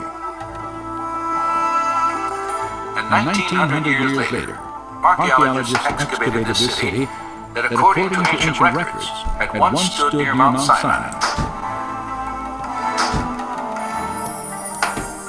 The ruins of Madian lie just outside the modern-day town of El-Bab, near Saudi Arabia's northwest coast. Josephus and other texts seem to be fairly clear in Jewish tradition locating Mount Sinai somewhere in the region around the city of Madian. So the notion that Mount Sinai is not in the Sinai Peninsula is something that many scholars have argued for years. And the notion that Sinai should be placed in northwest Arabia specifically, I would say probably in continental scholarship, in other words, German and French scholars, it might even be safe to say it's the dominant idea. I think there's an increasing opinion that Mount Sinai is to be found in northwestern Arabia. If there is historical evidence to support the location of Mount Sinai in Arabia, is there any specific mountain in this region that fits the biblical description? 15 miles east of the Saudi Arabian town of El-Bab, such a mountain may well stand. It is called Jabal al-Lawz. I have been always interested in archaeological finds that could confirm the truth of the Bible. I felt then I want to come in here to Saudi Arabia and see it for myself. I want to be able to say I have seen this place. In 1996, Vivica Pontian entered Saudi Arabia on a work permit. During the following year, she made several trips to Jabal al-Lawz. It was very difficult to find the mountain. I think I had been there for 7 months before I came to the mountain the first time. We went around looking for it in the desert. I did 5 long day trips at 5 different locations, just looking for this place. Throughout her search, Pontian encountered a strong local tradition that Moses had once lived in Arabia. It seems to be a tradition among the locals there that this mountain range is called Jebel Musa. They call it that, and in many places have the name of Moses, like there are wells near there that they call Ajin Musa or Little Musa, which means the well of Moses. Go ahead, ear my rook. When Pontian finally reached Jabal al-Lawz, her attention was drawn to specific features of the mountain that resembled the biblical description. Most prominent was a jagged peak, more than 8,000 feet in elevation, and blackened as if scorched by fire. and at its base, an enormous pile of boulders, at least 15 feet high and 60 feet across. The flattened top of this structure had the appearance of being man-made, and etched into its rock faces were petroglyphs of bovine creatures, cattle and bulls.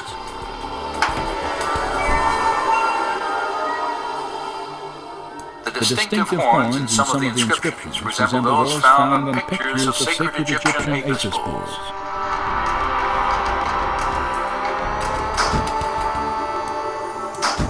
Could these stones be the remains of an Israelite altar, once built at the base of a holy mountain? Conclusive investigation is not possible at this time. The Saudi law severely limits all foreign research. Because you just fucked up. And they put up archaeological sites that tells this is an archaeological area and you're not supposed to trespass here. So it's evident that the Arabs themselves consider this to be some old sites of archaeological interest. Satellite photos of the area have revealed another geographical feature that parallels the biblical account. A sprawling plain of more than 10,000 acres. Flat, surrounded by mountains, and adjacent to the dried bed of an ancient river, it could have provided an ideal place for the Israelite encampment 3,500 years ago. Just west of the mountain stands another possible link to the Exodus account. A towering rock, 60 feet high. It is split from top to bottom, and evidence of water erosion is etched into its base.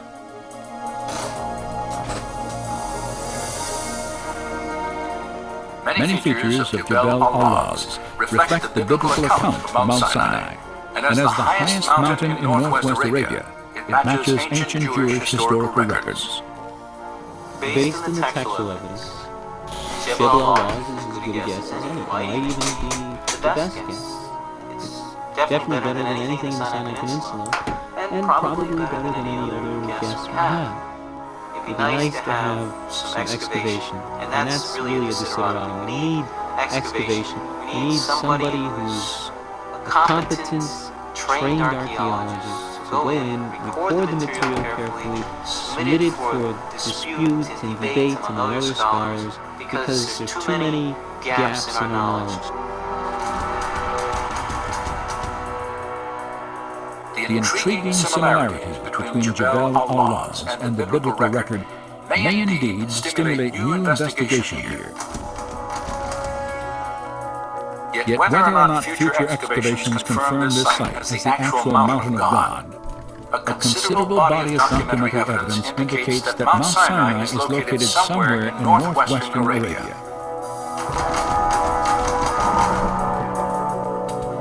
As a result, we have 2 points by which to plot the first stage of Israel's exodus. For Goshen provided a beginning, and Midian a destination and direction. And between them must lie a body of water.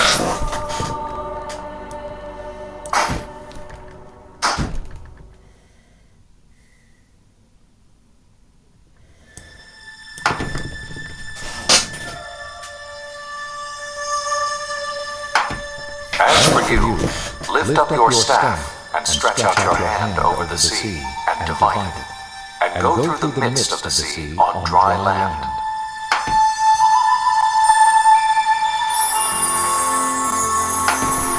The Exodus account states while on their journey to Mount Sinai, the children of Israel encountered a seemingly insurmountable obstacle, the waters of the Red Sea. Most searches for their crossing point have centered on 5 sites that straddle the eastern border of Egypt as defined in ancient times. 3 of these sites are inland saltwater lakes. Mount Zallah to the north, Timsah, and the Great Bitter Lake. Another location, the dry bed that was once Lake Bala, has also been considered. The fifth possibility is on the northern end of the Gulf of Suez, at a beach whimsically named on tourist maps as Pharaoh's Bath. You stupid bitch. 3,500 years ago, each of these bodies of water would have been relatively shallow, ranging in depth from about 3 to 50 feet.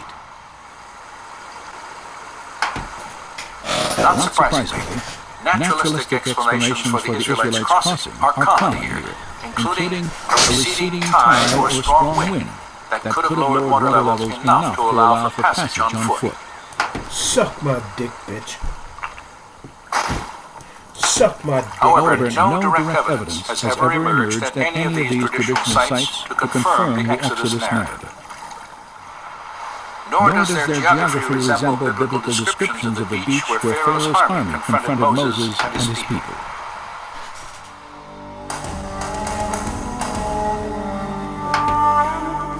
For Pharaoh will say to the sons of Israel, they are wandering aimlessly in the land. The wilderness has shut them in. God damn it. God fucking As Israel approached the Red Sea, Pharaoh received news that they had wandered into a dense wilderness of mountains and canyons. Alright, fuck it. In contrast to the biblical account, the terrain near the lakes and gulf on what was then the eastern border of Egypt is predominantly flat, wide-open expanses of desert. And when Pharaoh drew near, the children of Israel cried out to Moses, "Is it because there were no rains in Egypt? You have taken us away to die in the wilderness? Why have you so dealt with us to bring us up out of Egypt?" The Bible states that immediately prior to crossing the Red Sea, the children of Israel were gathered on a beach somewhere outside the borders of Egypt. In fact, the specific phrase, "out of Egypt," is used in relation to their place of encampment several times in the book of Exodus, creating an obvious contradiction between the scriptures and familiar interpretations of the story. For if traveling west to east, the Hebrews were trapped on the shore at any of the traditional crossing sites, they would still have been clearly within the borders of Egypt when God parted the waters.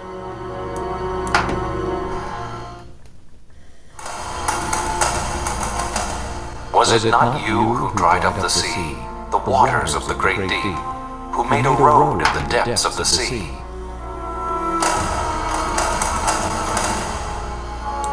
Popular theories that claim the Israelites walked through a shallow lake or marsh of reeds also contradict descriptions in the biblical record. The Hebrew writers refer to the Exodus crossing point as a great deep, the mighty waters, and the depths of the sea.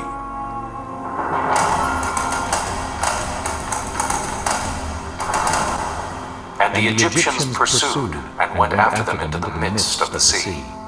Then the waters returned and covered the chariots, the horsemen, and all the army of Pharaoh. Not even one of them remained. In the first century, the historian Josephus numbered the Egyptian army at 250,000 men. Skeptics have long questioned how every soldier and horse in an army of that magnitude would have drowned in a shallow lake they could have easily traveled around. No direct evidence of a crossing anywhere along the eastern border of ancient Egypt has ever been discovered. As a result, accounts of the Exodus are often dismissed as fiction or legend. However, this absence of evidence could again indicate that archaeologists have been looking in the wrong places. For if the biblical descriptions are accurate, then the Red Sea of Moses and the Israelites may be located somewhere other than the lakes and gulf that separate Egypt from the Sinai Peninsula.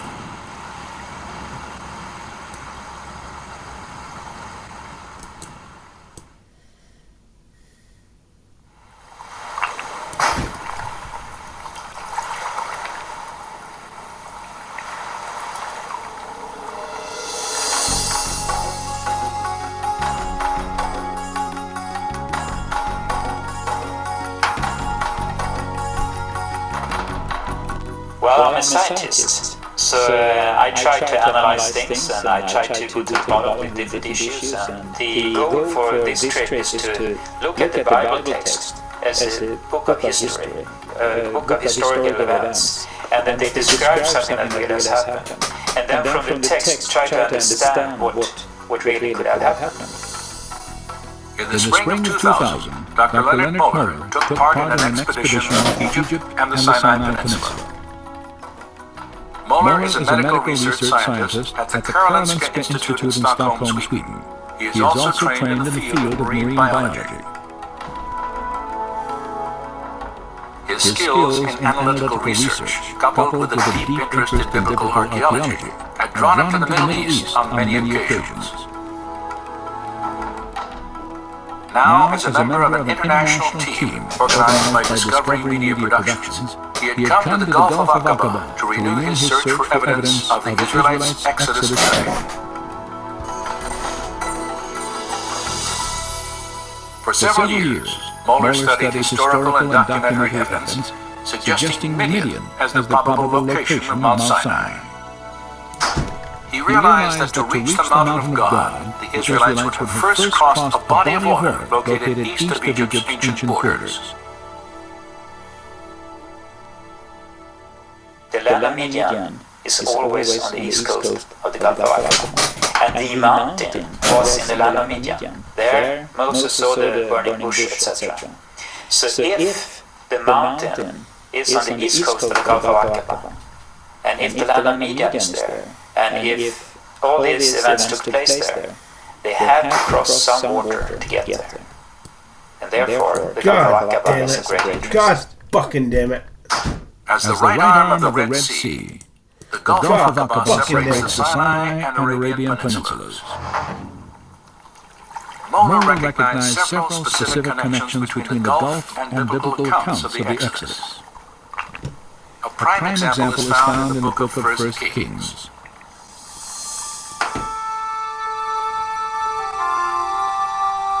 In approximately 950 BC, King Solomon is said to have built his navy at Etzion-Geber, near Elath, an ancient city on the northern coast of the Gulf of Aqaba. According to the Hebrew text, this gulf where Solomon's ships were harbored was called Yam Suf. Most likely we talk about the Red Sea as the Gulf of Aqaba. We know that it's called Yam Suf, which is the Red Sea. We know that King Solomon had his fleet in Yam Suf.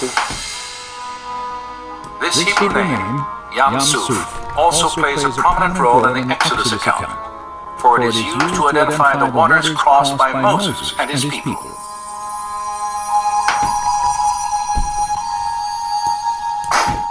The geography of the Gulf of Aqaba also resembles biblical descriptions of the Yam Suf God once parted for Israel. Aqaba is extremely deep, plunging more than a mile in some spots. It is adjacent to a dense wilderness of rugged mountains. And it is located clearly outside the borders of Egypt, as recognized during the time of Moses. God damn it. These similarities to the scriptures have led Leonard Muller and others to theorize that the Gulf of Aqaba is the Red Sea of the Exodus story. And if they are correct, then two distinct possibilities for a crossing point exist. The first is located on the bottom of the Sinai Peninsula, at the Straits of Tiran. This channel, 5 miles across, is one of the most popular recreation areas on Earth, as spectacular reefs and marine life attract divers from throughout the world. The topography of the seafloor here would have made an Israelite crossing highly unlikely. For less than a mile offshore, a subterranean canyon plunges nearly 1,000 feet at a grade so steep, passage on foot across jagged coral beds would have been virtually impossible, even if the waters were miraculously removed.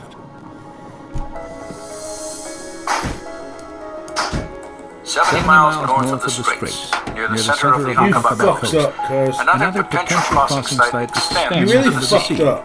It is is called the Nueva Peninsula. It sort of breaks out from the mountain ranges. I mean, there's nothing south of it and nothing north of it, you know. If you follow the shores, suddenly this peninsula just breaks out from the mountain range into a large plains. Ooh, you could have fucked my hole. This is probably the only place at the Gulf of Aqaba and the Western Shore where you could gather as many people as survived the states that they were.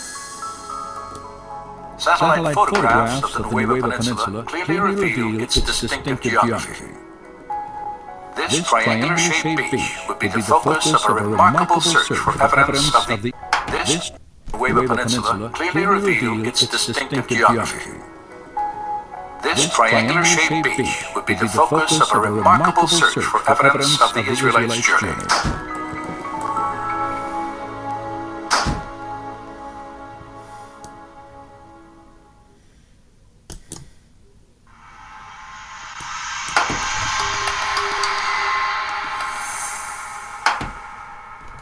When Pharaoh let the people go, God did not lead them on the road through the Philistine country.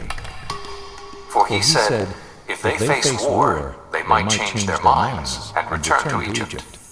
So God led the people around by the desert road toward the Red Sea.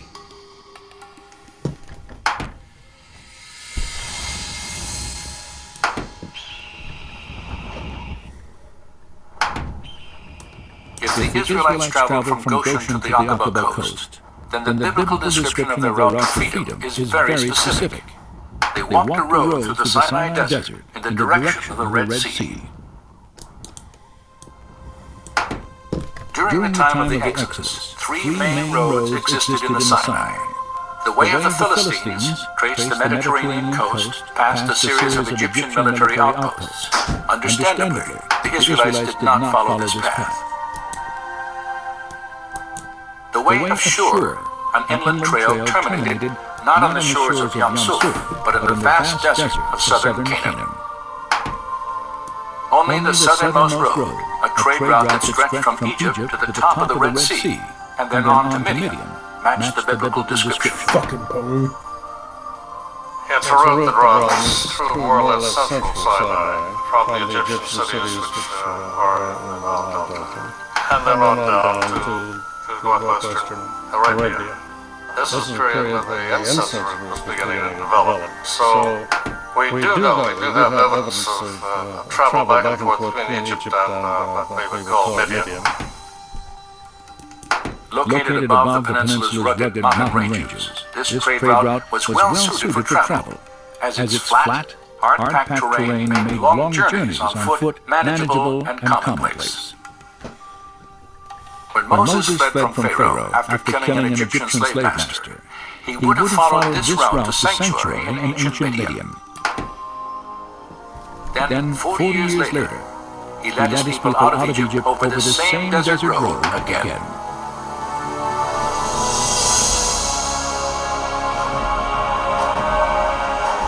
And the Lord was going before them in a pillar of cloud by day to lead them, and in a pillar of fire by night to give them light, that they might travel by day and night. The Swedish Bible says clearly that they were traveling both day and night, and at night they had this pillar of fire leading them and enlightening them, and at day it was this cloud that I guess also overshadowed them because of the heat of the day, so they could travel both day and night. By walking through the desert during the cooler hours of the early morning and night, the Israelites could have crossed the Sinai in approximately 3 weeks, the time allowed by the biblical record. The scriptures imply they had a significant head start on the Egyptian army, for many days passed before Pharaoh decided to bring Israel back into captivity. Then, while his army prepared to give chase, he received a surprising report of Moses' path through the wilderness. God damn it. Now the Lord spoke to Moses, saying, Tell the sons of Israel to turn back, and camp before Pi-hahiroth, between Migdol and the sea. For Pharaoh will say, they are wandering aimlessly in the land.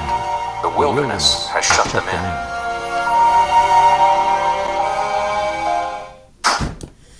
God damn it. And it says in the scripture that they turned.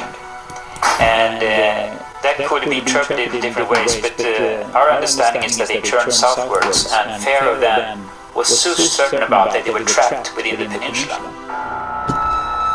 This satellite photograph defines the Israelites' unexpected change of course. God damn it.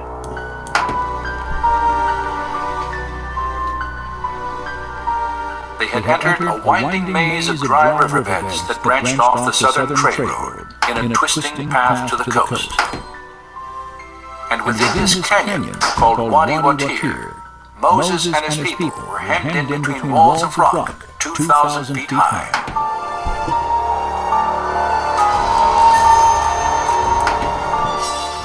Once you're into this wadi, you can't turn either left or right. You have to go, just follow it all the way.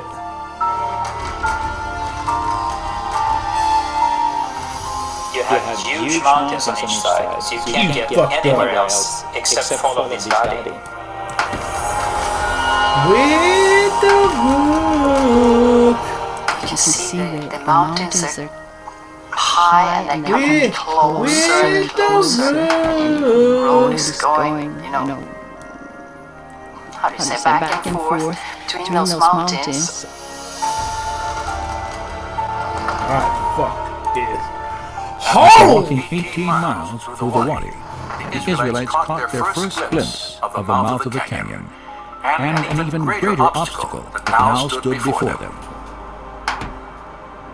Suddenly, as you get through after a long while, this big plain just opens up, into the Red Sea. Upon exiting the Wadi Watir, Moses would have assembled his people at a place called Pi-hahiroth. Though its location remains controversial, the meaning of this Hebrew name may point to the site of the Israelites' encampment. For the word Pi-hahiroth translates mouth of the gorges, a perfect description of this beach formed by sand and rock washed through the canyon by seasonal rainfall.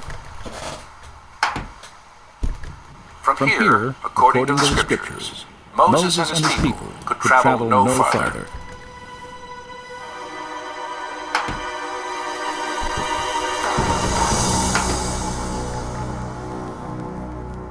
Then the Egyptians chased after them with all the horses and chariots of Pharaoh, his horsemen and his army, and they overtook them camping by the sea, beside Pi-hahiroth.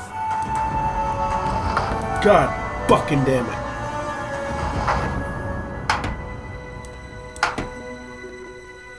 The historian Josephus provides another clue about the location of Pi-hahiroth, for his description of the Israelites' crisis matches the terrain surrounding the Nuweiba beach.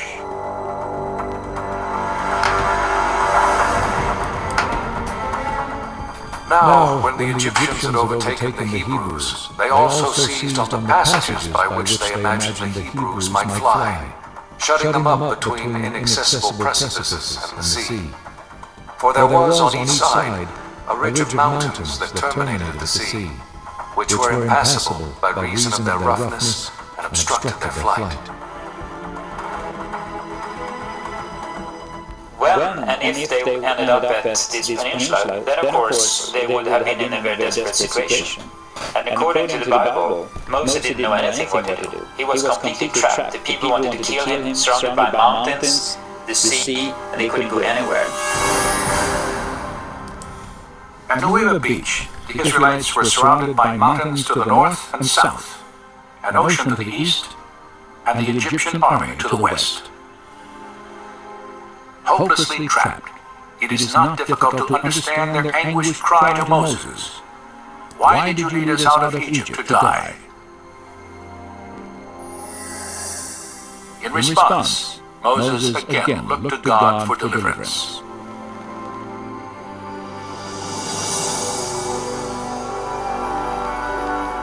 Then Moses stretched out his hand over the sea, and the Lord swept back the sea, and turned the sea into dry land, so the waters were divided. In all of Scripture, there may be no more dramatic image.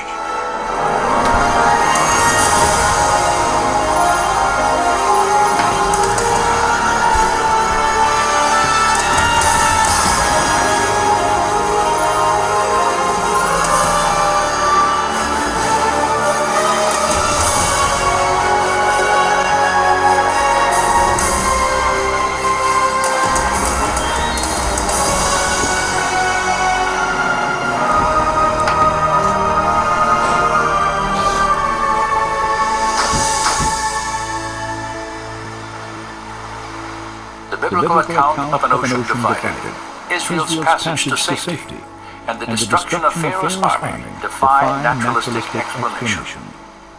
But if these events did occur, then physical evidence could still lie off the shore of the Nueva Peninsula. For more than 20 years, divers and explorers from 3 continents, each intrigued by clues linking the Gulf of Aqaba and the biblical Yam Suf, have come to Nueva Beach seeking possible evidence of an Israelite crossing.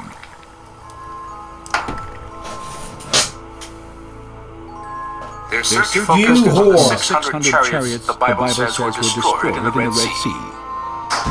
God fucking damn it. Inscriptions thousands of years old, and the few chariots recovered from ancient tombs reveal much about the construction of these legendary vehicles of war. Could any of them actually be found on the seafloor off the Nueva Peninsula? God, the first time I came to Nueva, the purpose was to verify, to document, and to establish hypotheses that this could be a link in the Exodus pathway. Based on his analysis of documentary evidence, Leonard Muller had long suspected the Aqaba coast as the probable location of the Red Sea crossing.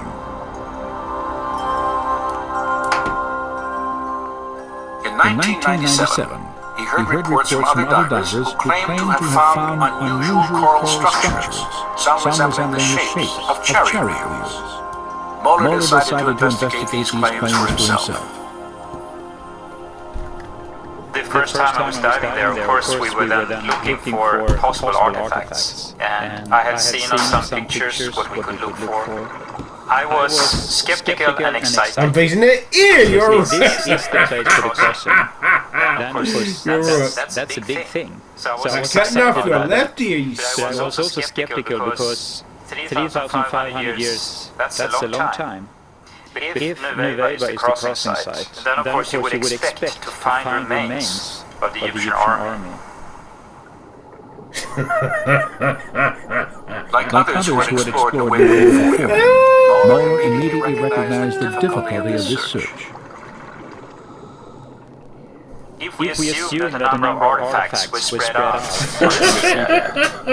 sooner or later coral would start to ruin them. And of course, if you have a number of layers of coral growing on something, it's very hard to distinguish the structure from what was there very beginning. I'm facing the ear, you're right. Though the coral complicates any search here, it may have been instrumental in preserving the shapes of ancient artifacts. The coral is a living organism that will not begin to grow on a foundation of sand or silt. Instead, it must first attach itself to a solid object, where it will sometimes conform to the shape of its host. So for instance, if it would grow on a wooden artifact, the wood would normally disappear in the seawaters after a time. But if you have corals growing on the wooden artifact, the coral could have the shape of the wooden artifact. And then the corals would consume the wooden material over periods of time, but still keep the shape of the wooden artifacts. During the course of his explorations, Muller observed that the pattern of coral growth at Nueva differed from other parts of the Gulf.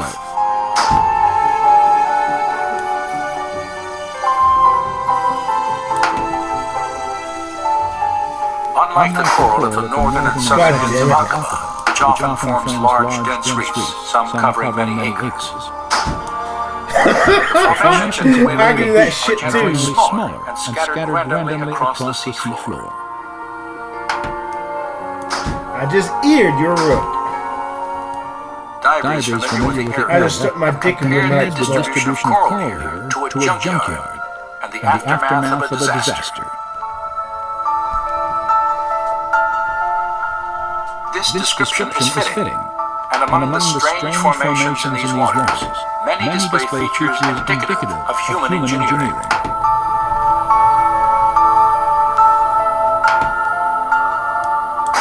When we dive and when we film at the Nuweiba location, we look for certain structures and you try to look for 90-degree angles or circular objects, wheel-like structures. So that is what you scan for, so to speak, when you dive. There are situations where you see something that looks like an axle, a hub, something that looks like a wheel, and you say to yourself, this is not a coral reef, this is a coral growth on an artifact. And that is what's different to me when I compare corals at other locations around the world. Since the earliest explorations at Nuweiba, one distinctive type of formation has often been identified on the seafloor. A slender, table-like structure, sometimes standing on end, with a coral-encrusted base, a straight shaft, and a circular top. Dumbass. It's a 90-degree angle, the right angle between something that looks like an axle and the wheel. And you can see this in different varieties, and it looks very different from normal coral growth. And it is like a man-made structure with a coral growth on it. You stupid motherfucker. While most of the possible artifacts found off the coast of Nuweiba are covered with coral, one significant discovery was not. There is one find at the Nuweiba location that is of great interest, and that is the gilded wheel. God damn it. It is a wooden basic structure of the wheel, and is covered with gold, or electrum. It's a mixture of silver and gold. God, and corals have not been able to grow on it. It's been very well preserved. Although it's very fragile, it seems like the wooden content has been dissolved. So I mean, you could break it if you would try to remove it. After its discovery, the fragile wheel-shaped veneer was photographed, then left in place on the seafloor. You stupid bitch. Later analysis revealed that its dimensions and design resembled four-spoke chariot wheels painted on an 18th dynasty tomb wall near the biblical date of the Exodus.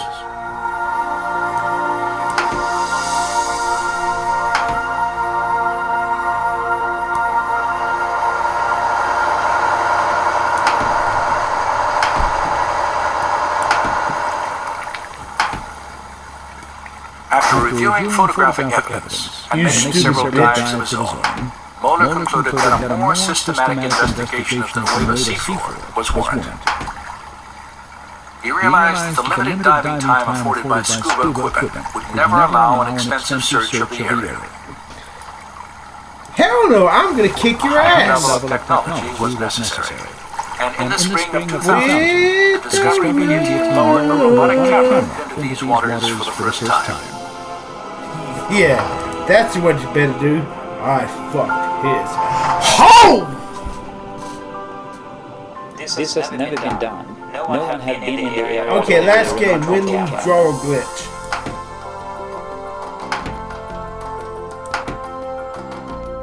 Controlled from the ship. The camera was maneuvered across the seafloor, transmitting video images for study and evaluation. We have been down to some 80-90 meters, so we can go deeper down that we can't do with ordinary diving, and we can be down as long as we like. As in his previous searches at Nuweiba, Moeller scrutinized the coral for specific shapes. You can see that because it's a 90-degree angle, you see the seabed here, there are some structures that are just a little bit above the surface of the seabed. They have a cross-like appearance, 90-degree angles, and there's a hole in the middle. So how would we here? possibly a hub there, yeah. And the wheel would be a circle around. This is the wheel here. Okay. So this could be a spoke here, possibly. Yeah. Possibly a spoke. Yeah. What God damn it! I could have fucked them up. That's a good question, but we would expect it to be about 1 meter, about 3 feet wide. Okay. In diameter.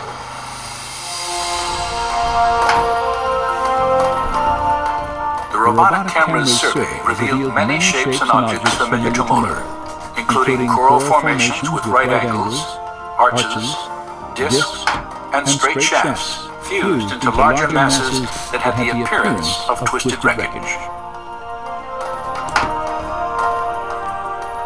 Now, when we have been able to go back and forth with the remote control camera, we can repeatedly see that these strange structures we are looking for are there. Not at one place, but you see them again and again and again.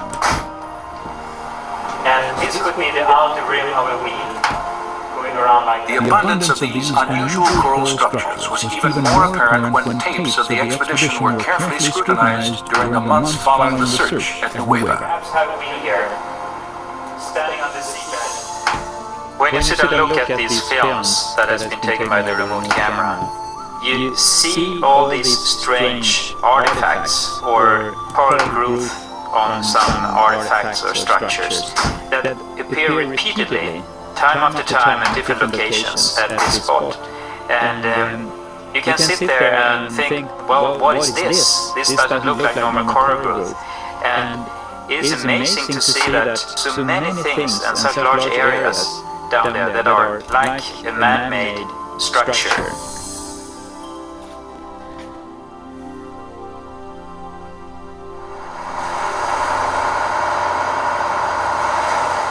While the robotic camera logged hours of video documentation, Viveca Tien and other divers on a second research vessel used metal detectors to evaluate specific structures on the sea floor.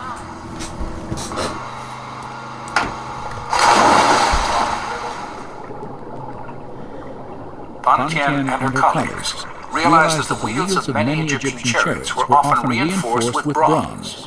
They hoped to find evidence of the metal encrusted in coral. A scan of this formation indicated a circular metallic pattern around its edge, perhaps evidence of the broken rim of a chariot wheel.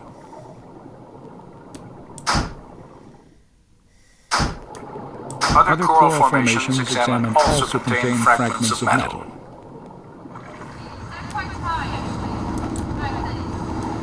Viveca Tien's interest in this research was heightened by a discovery she had made 3 years earlier, 8 miles due east of the Nueva Peninsula. The giant Dan has Uzi on him. God damn it. During her stay in Saudi Arabia, Tien not only searched for Mount Sinai, she also made several dives in an attempt to document evidence of the Egyptian army on the Saudi side of the Gulf. And the Bible tells that Israel saw the Egyptians lying dead on the shore after they came across. So I figured there must be some stuff on the Saudi side. At one spot there is like a very shallow sort of land tongue going out in a straight angle towards Nueva. You tell it by the shift of the color of the waters. You can see how it's turquoise far out, you know. So I thought this would be interesting for exploration, so we did some dives near to that.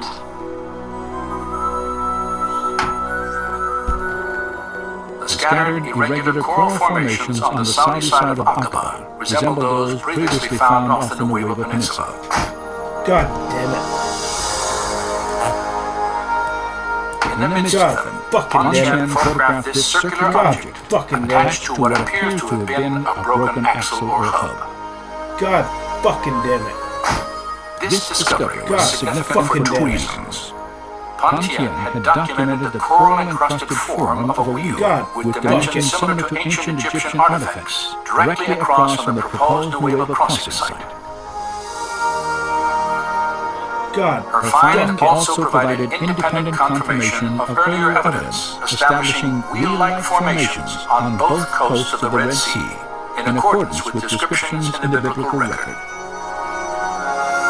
God fucking damn it. And the Lord looked down on the Egyptian army, and he made the wheels of their chariots come off.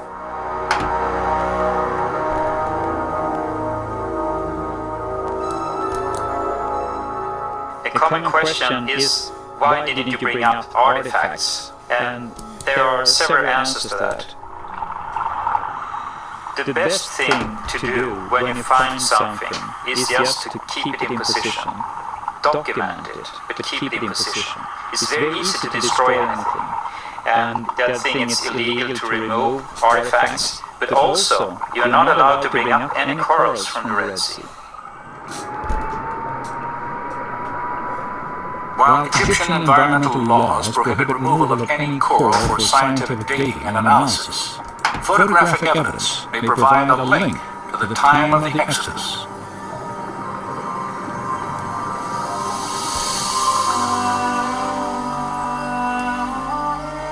Scholars have recognized that the design of the chariot wheel can be used to identify specific periods in Egyptian history. In the waters of Aqaba, it appears that remnants of 4- and 6-spoke wheels have been discovered. These designs were used simultaneously only during Egypt's 18th dynasty and no later than about 1400 BC, a time frame that coincides closely to the biblical date of the Exodus. God, fuck it. God, the discoveries made between Nuweiba Beach and Saudi Arabia have been fascinating, but they also raise some obvious questions. If God parted these waters, how could a large group of people, including the elderly and the very young, have walked across the Gulf of Aqaba? God fucking damn it. And since we know that the Gulf of Aqaba is terribly deep, because there is a very deep section in the crust of the earth that goes from the Dead Sea through Gulf of Aqaba, down through the main part of the Red Sea, and down into Ethiopia, and it's called the Rift Valley there. God. The imposing terrain of the Great Rift Valley is evident in the towering mountains that line the Aqaba coast. It drops straight down into the sea, creating an underwater canyon more than a mile deep. A seemingly impassable divide, even if devoid of water.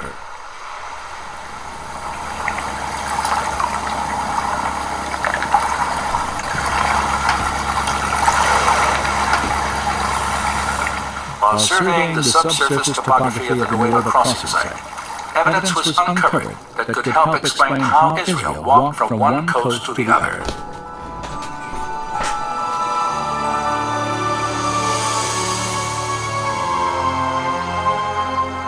At its deepest points, the Gulf of Aqaba plunges more than 5,500 feet.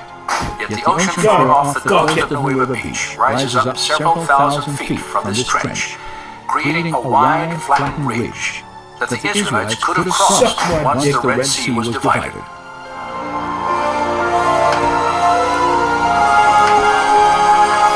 Suck my motherfucking dick.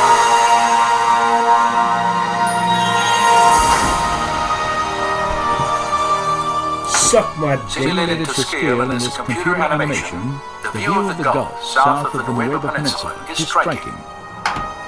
The chasm, deeper than the Grand Canyon, extends more than 50 miles. Its steep shoreline stands in sharp contrast to the shallow grade of the gently sloping ridge that extends from Nuweiba Beach to Saudi Arabia. It is a ridge that resembles what the Old Testament prophet Isaiah once called a pathway through the mighty waters. The robotic camera was used to evaluate the physical characteristics of this undersea ridge for the first time. It's just flat, extremely flat, and very wide. There are no corals, there are no pieces of rock, and we followed that far out. Now fuck up and move that whore right Got here. deeper and deeper, it was very flat all the time. And the interesting thing is also that the material oh! Sucker! You fell for that like a sack of tons of bricks. Shit! You stupid the thin layer of sand or silt.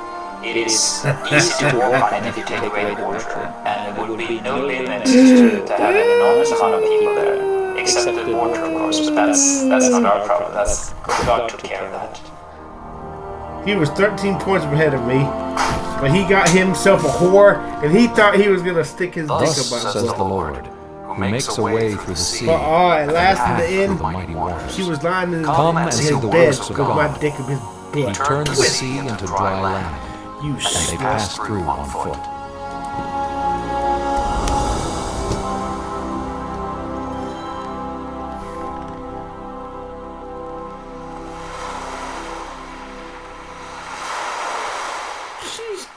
While the existence of an underwater ridge stretching from Nueva Beach to Saudi Arabia may make it easier to understand how the Israelites could have crossed the Aqaba Gulf, it does not explain the actual parting of these waters in the manner described by the writers of the Exodus account. My understanding at Meribah is that if the water was removed, they could cross there. It's nothing that we could explain from it. Okay. If you look at the Red Sea crossing described in the Bible, which he proves the situation where the wind come up and dried out the land through cross, then there's this element where the waters have formed the walls to the left and the right of the Israelites as they pass through, and they say that 2 or 3 times.